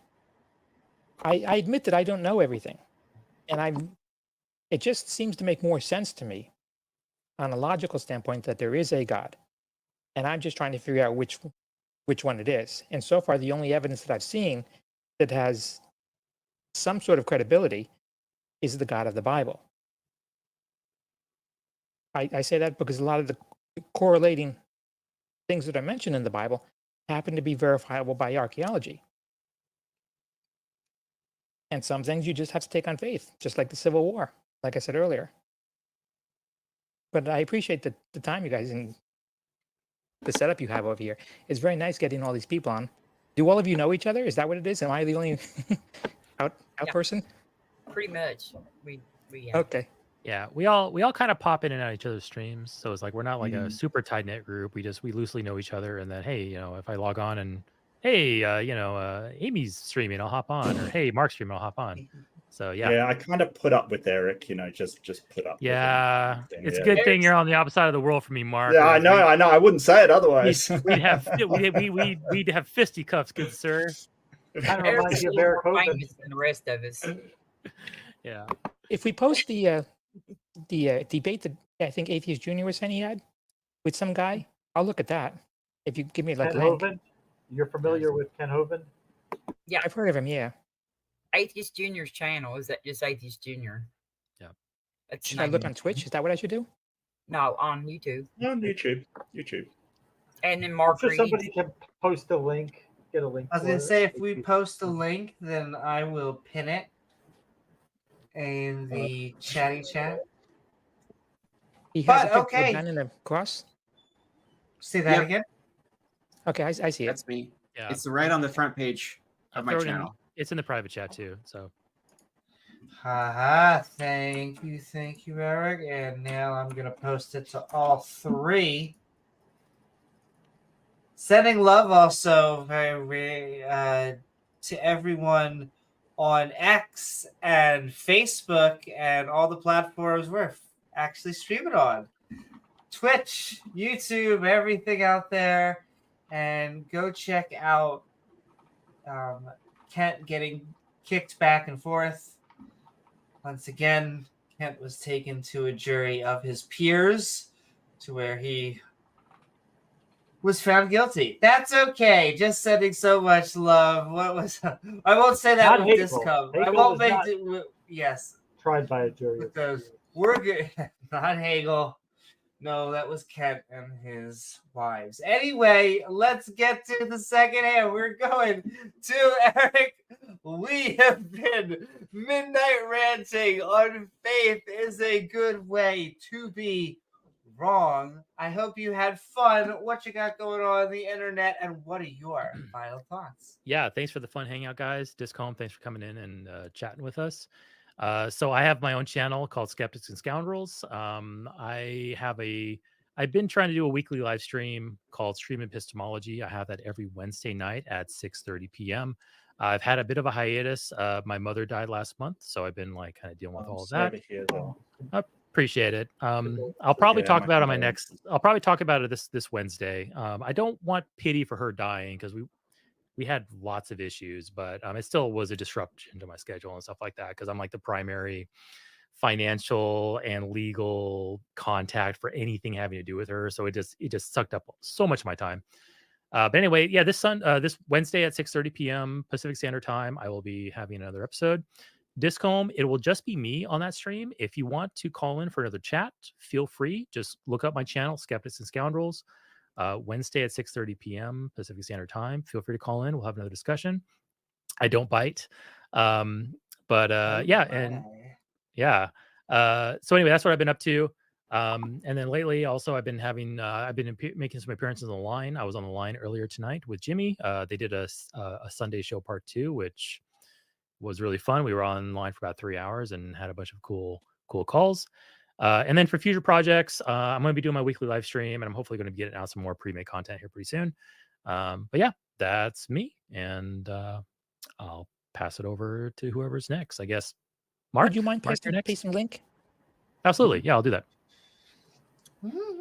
Thank you so very much, Eric. That's right. You should all be checking out his content as well as the line, sending love out to everyone out there in our skeptic community. And he is right.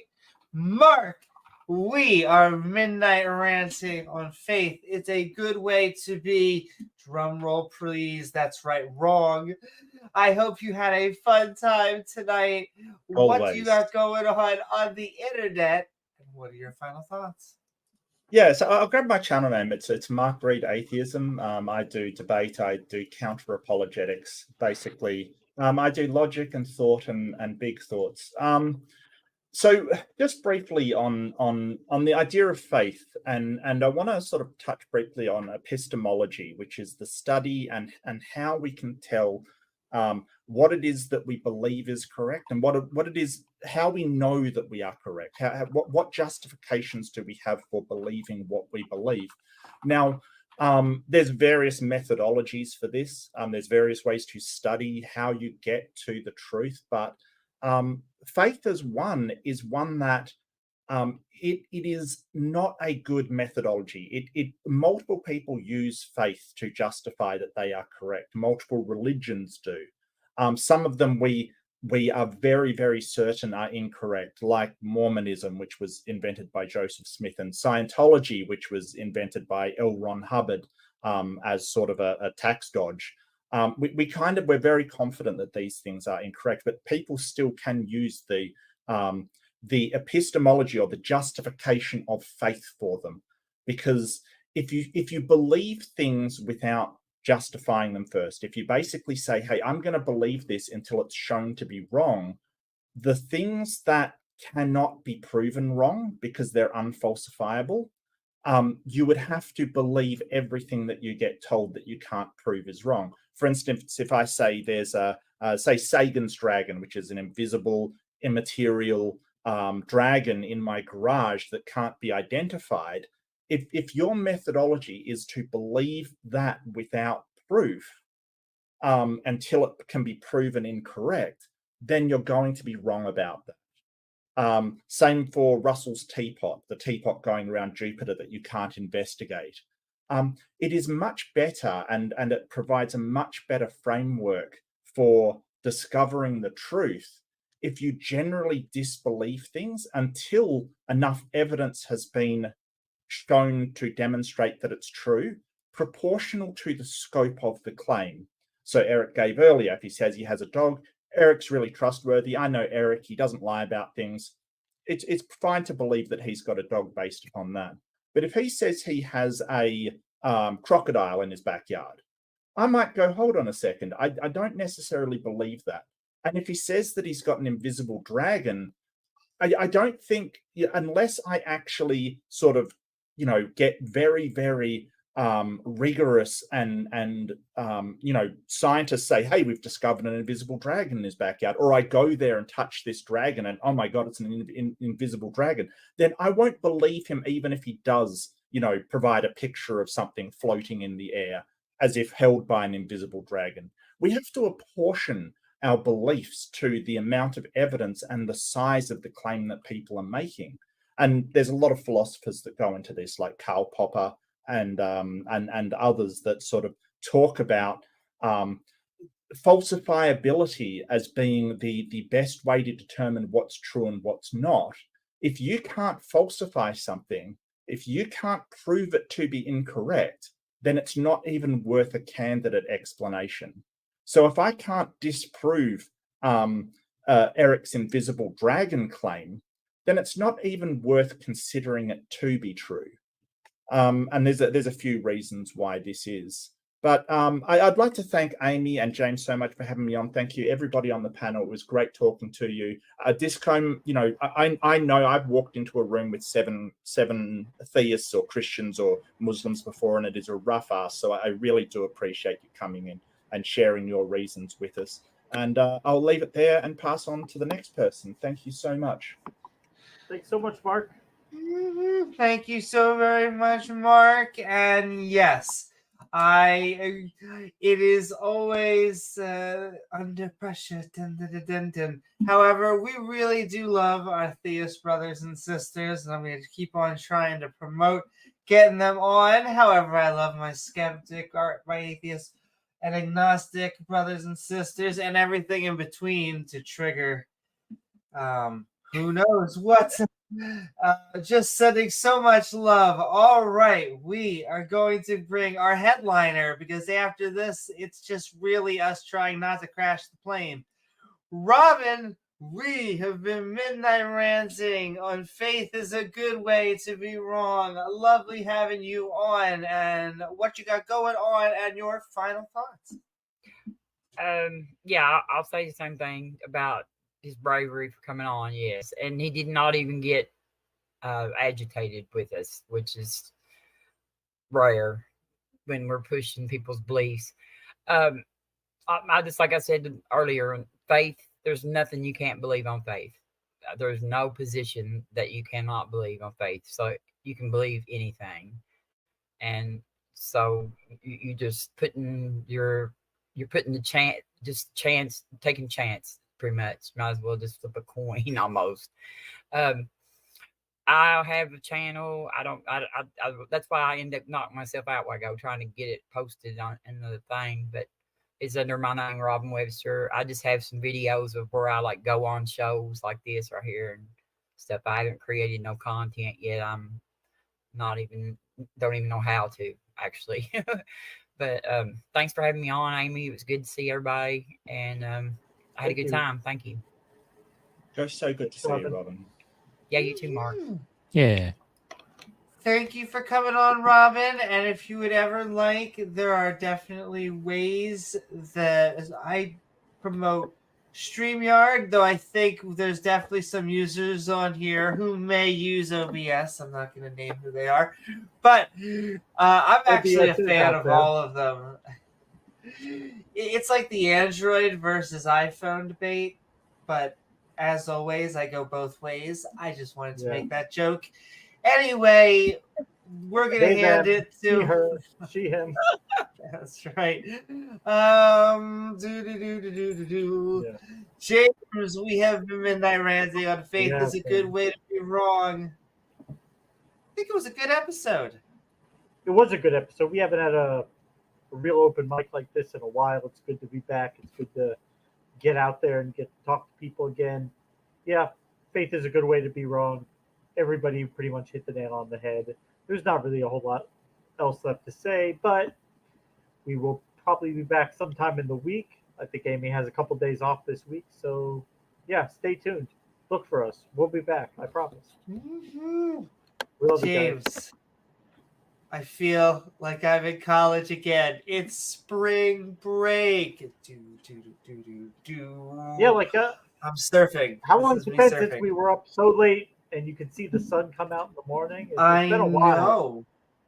Once Not again, quite. you can see the Yeah. tan that I have been cultivating. Because of However, this diabolical daylight savings time where we, for the retirees who want it to be light out until 9 o'clock at night, so we lose our time in the morning. So yeah. yes, I wish they would just pick one time. I'm with Lewis Black, who recently did a rant, which is just I don't care which one you pick. Pick one. Let me adjust the ritual of waking up and feeling a little bit better or a little bit shittier. I could probably do it. I like farmers. I like Farmville. Just, Like Anyway, Sid Meier's Civilization too. I do like Civilization. Civilization is my chess. I try and turn Discord off so people don't see. But I will grade and I'll have it I'll have one thing over here and one thing over here. And Sid Meier. because you can pick a bunch of turns ahead, and so I could just pick 1,000 turns ahead, and then I could be like, good, my ADD was fed, I got a little bit of dopamine, and now I can grade over on here. Then play Minecraft. I miss playing Minecraft. We should open a Skeptic and Ranting Minecraft server. James, I need to FUCUS. There's so much time, though. I have a whole week. Sending love to Beamsy, everyone out there. How dare you speak ill of Zanzu? Hey, I just want to reform hyenas, okay? The image of hyenas. They're sweet creatures, related closer to cats, but, still kind of look like dogs. Are you going to Please tell like us them. once again that they're matriarchal? Listen, they are. First of all, they're matriarchal, and Yeah, they we get it. Do you know what the women have? It's like my What do Ken they- Hovind. I was What just do the gonna women say, have? They have a very masculine. they have a pseudo penis. Listen, There you go. Hyenas. all I'm saying Yep. is that Yeah. nature has a way. Nature Nature finds finds a a- way. It's a- Yes, It's a right. girl deck. In nature, a natural girl deck. Oh my goodness. I'm so jealous of hyenas. No, don't be. They give birth through it. What, you can't buy a strap on? I have completely lost the thread here. I'm just. I Yeah. lost it a while ago. I'm done. I'm gonna just. done. I'm gonna sit over here and just be quiet, and you guys can talk it over. Female hyenas have a pseudo penis that they get to give birth through, and a large percentage of their cubs suffocate during birth, and a lot of the mothers die from blood loss due to having it. So it's a great design. That That's sounds like great design. God's perfect design right there, folks.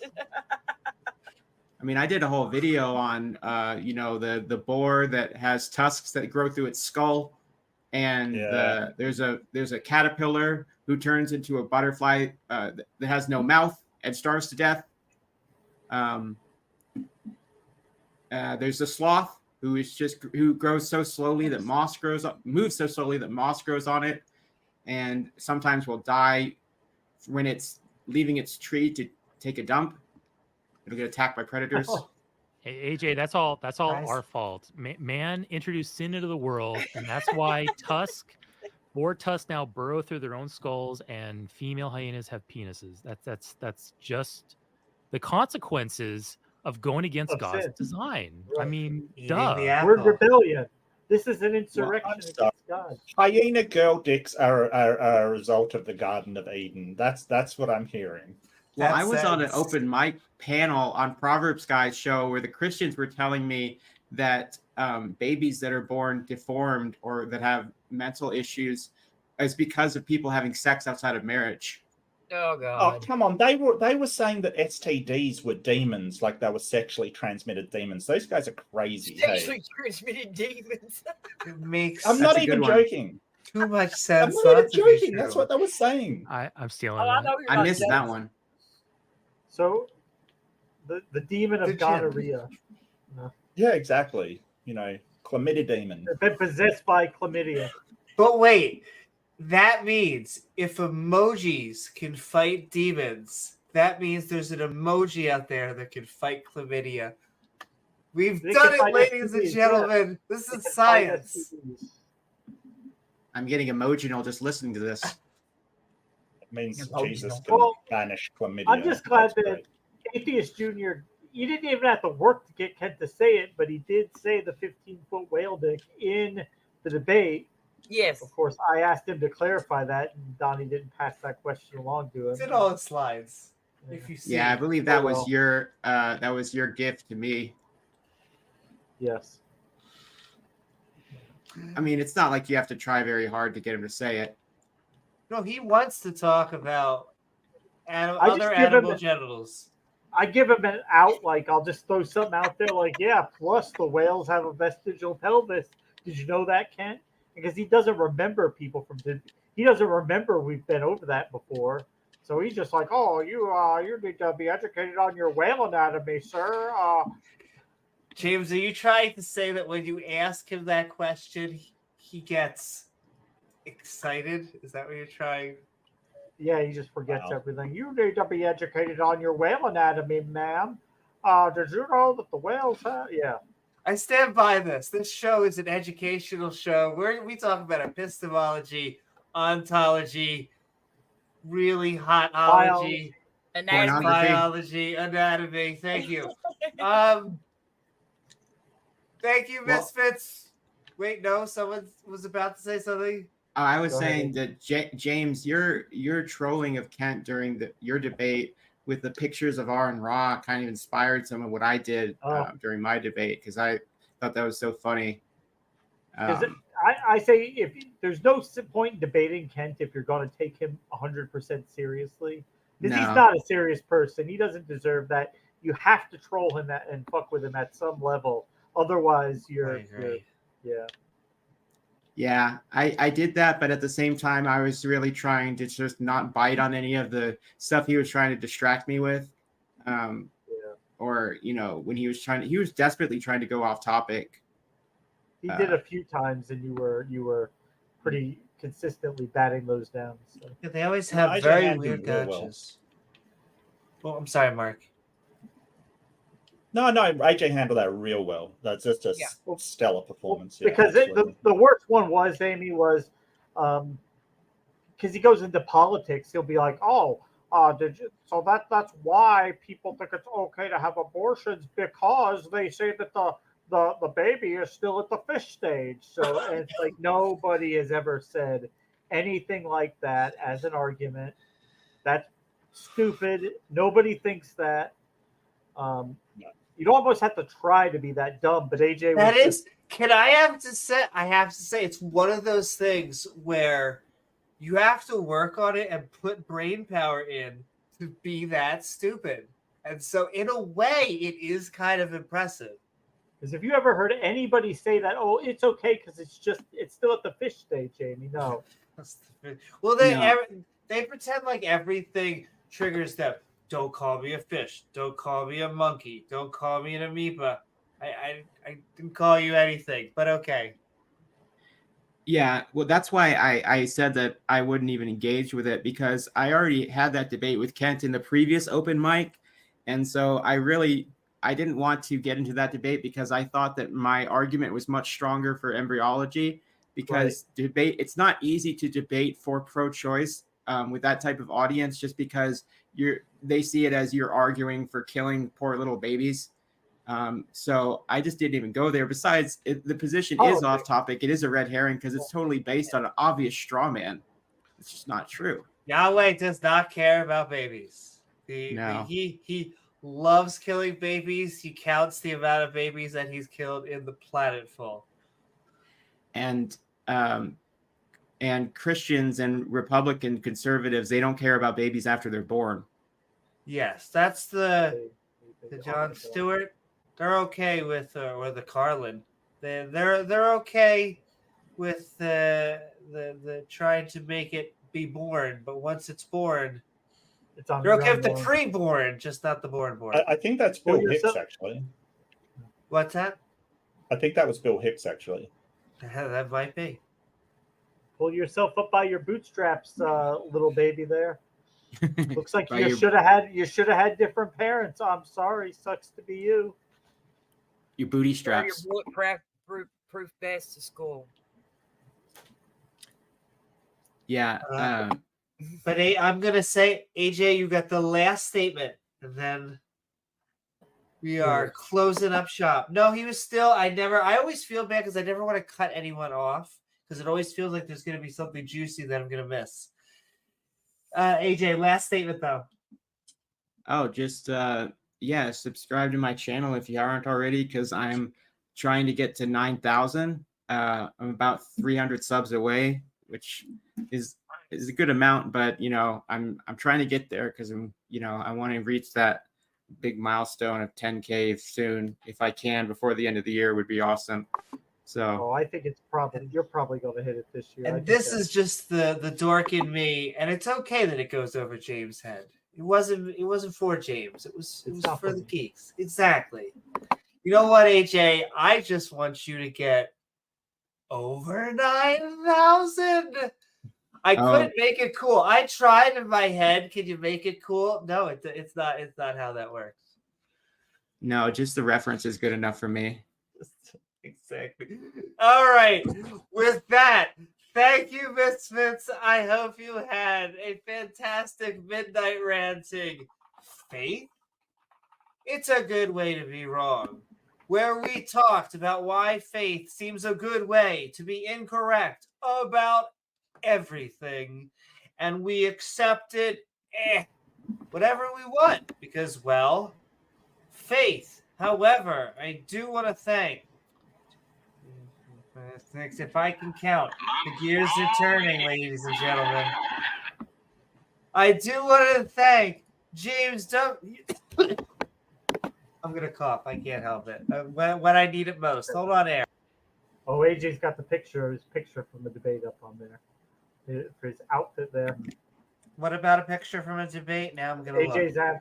AJ's Oh really? Okay, hold on. You're gonna make me. No, it's right here. It's on the screen. There you go. Oh my. Very dapper. Thank you. I do have to say that is the type of outfit that you have to have. And all right, go check out AJ's debate against Kent, because humor is, like James said, that is kind of the only way.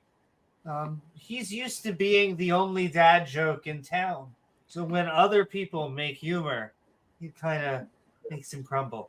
Anyway, AJ, no. I'm sorry to totally disrupt everything. There's a random thought in my head. AJ, next time you debate Hovind, you should maybe wear a prison jumpsuit with his number on it. Oh my god! Oh, that would be hilarious. Why didn't I think of that? Why didn't I think of that? Oh my goodness! Just a thought.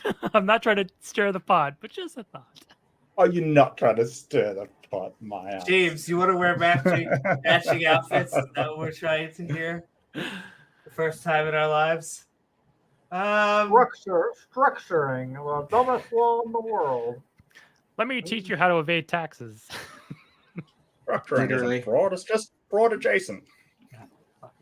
You send your wife to the bank. I completely disrailed Amy's outro. I'm so sorry, Amy. It's okay. That's once again, he is a well-known scientist on this channel. He does gravity experiments with his wives that have been peer reviewed by a jury of his peers. I like that idea. I like that idea too much. Faith is a good way to be wrong. We did that shtick. I want to thank Gizmo. That's right, Purple. and Gizmo, our producer. I want to thank my co-host James W. Along with our panel, Robin, Max, Mark, Eric, Discom, Atheist Jr., and Sumami. Woo! As well as all the lovely people in chat, our mods who make this stream so great. I have Titan in the back of my mind, but who doesn't have Titan in the back of their mind? If you enjoyed the show, please like, follow, and subscribe. If you don't like the show, join our Discord and debate us about it. Right down there. And join my Discord. Join AJ's Discord. I will say, and I'll keep on saying it, it's the lovely thing about being able to promote other atheists and agnostics is we're all able to have our own opinions. But when you're like a Christian, the Jews, the Muslims, the Hindu, like with these specific religions, they're like, listen, you're not a true insert, whatever. And they start nitpicking at each other. Sometimes they hate each other more. They use us as a benchmark. Once saved, only saved. Or you free grace. Faith works. Bacon. I was trying to think of a cereal, and I couldn't think of a cereal. And I said bacon. Sergeant Sodomy. Oh, my. That's my name on weekends. And let me tell you, ladies and gentlemen, it's not the end of the weekend until I go to bed. I just said, instead of Captain Crunch, they should just give up the game and just have like a Sergeant Sugar with like animatronic sugar cubes out there. I have this Oreo cereal, and on the back of the Oreo cereal, it basically is like, hey, is cereal supposed to be healthy anyway? And you're like, I don't know if that's how like you really want to invite us in, but whatever. I have never once eaten a bowl of Cocoa Puffs saying to myself, yeah, this is a nutritious breakfast. I've never once done that. Listen, we both know why you are drenching milk at 4 a.m. with a entire thing of sugar and chocolate. And it's not because you're making good decisions. Yeah. Well, anyway, you can put the bacon in the cereal bowl because, as you know, bacon makes everything better. Bacon does make everything better. There's a few things that I can imagine you don't put bacon on, but generally speaking, you put bacon on everything. False. Bacon goes on anything. Okay. Bacon even goes on bacon. It's like that's universal. Yeah. Oh, she's known in the house for cooking with massive packs of bacon, aren't you? There. Listen, we make a pack of bacon, and you say, "Hey, it has a serving size," but that serving size could be that pack of bacon. These are just things you have to ask yourselves. I have to make up for a lot of time. I'll keep on saying that. Yeah, I was going to say it's probably repressed stuff. Your ancestors, your ancestors missed out on it for so long. But pigs are smart creatures too, and so I kind of have a little. Oh God! Can you imagine those first century Christians eating bacon for the first time? Oh my God! What have we been missing out on? I'm so glad Jesus died for us. I gotta say that pigs would eat you if given half a chance. Oh yeah, your house cat would. Like if your house cat finds you dead, it's eating you. Like face it. If you were small enough, if you were prey size. That's probably true. Amy, that cat behind you will eat you if it finds you dead. I mean, okay. It's this cat. I've never met a cat like Penelope. She eats potato chips. See, here's the thing. I was like, what cat is? But you're right. You're right. Yeah, here's the thing. Here's the thing. My cat won't eat me if it finds me dead. My cat won't because my cat literally has no teeth. Oh, really? Yeah. All All her cat She there will is. gum you to death. she had some rare condition where basically, like, the doctor described it to me as her gums are allergic to her teeth, so her gums wouldn't bind to her teeth. So all of her teeth were pulled. She's 13 now, no teeth for 7 years. If she finds me dead, she's not eating me. So, yeah. You just have to give her like The cat soft was food. 800 years old. Yeah. Your cat is the creator of time. Yeah. Oh, we have to be careful with the C word. They love the C word. What, creator? Cat? Yes, creator. Well, the cat is the internet's favorite word, and we're allowed to say that as much as possible. Amy likes another Soros C word. allows. It's also 3 letters, but it's not cat. And Cook. Jesus. 4 letters? 3 letters. Do you mean 4? I don't know. Focus, Newman. C. Focus. U. M. Yes. What does it spell? A great weekend. All right. We hit bell icon, or hey, why not leave a comment once the video's done? We haven't made fun of him in a while. We should let him go, right? We should free him. He probably came out of the closet by now. Who? Darth? Exactly. Or hey, leave Darth? a comment. Mr. Well, Batman? Darth, I've had a single conversation with Darth. Every once in a while, I say, should I go and try and submit myself to this nonsense that is the presuppositionalism? I talk with some of their underlings, but the underlings are... Then again, why would he be any better? Darth White. This is why I like eating spicy food. It makes no sense. Makes no sense. You can also leave a super thanks, so we'll read it back on the. We used to say read it, but thank you. It's from the future. After the show, Skeptic and Ranting Discord server, we said the link of which in the description. Fantastic channel members, evolving badge system, triggers creationists because it evolves. And last but not least, you can help support the show by heading out to the Patreon at patreon.com/Amy Newman. I am Badges Amy produce Newman. Badges. They don't Yo, produce okay, that's anything the else. hold on. I know Yeah, I already said my tagline, Yeah. but this is the link.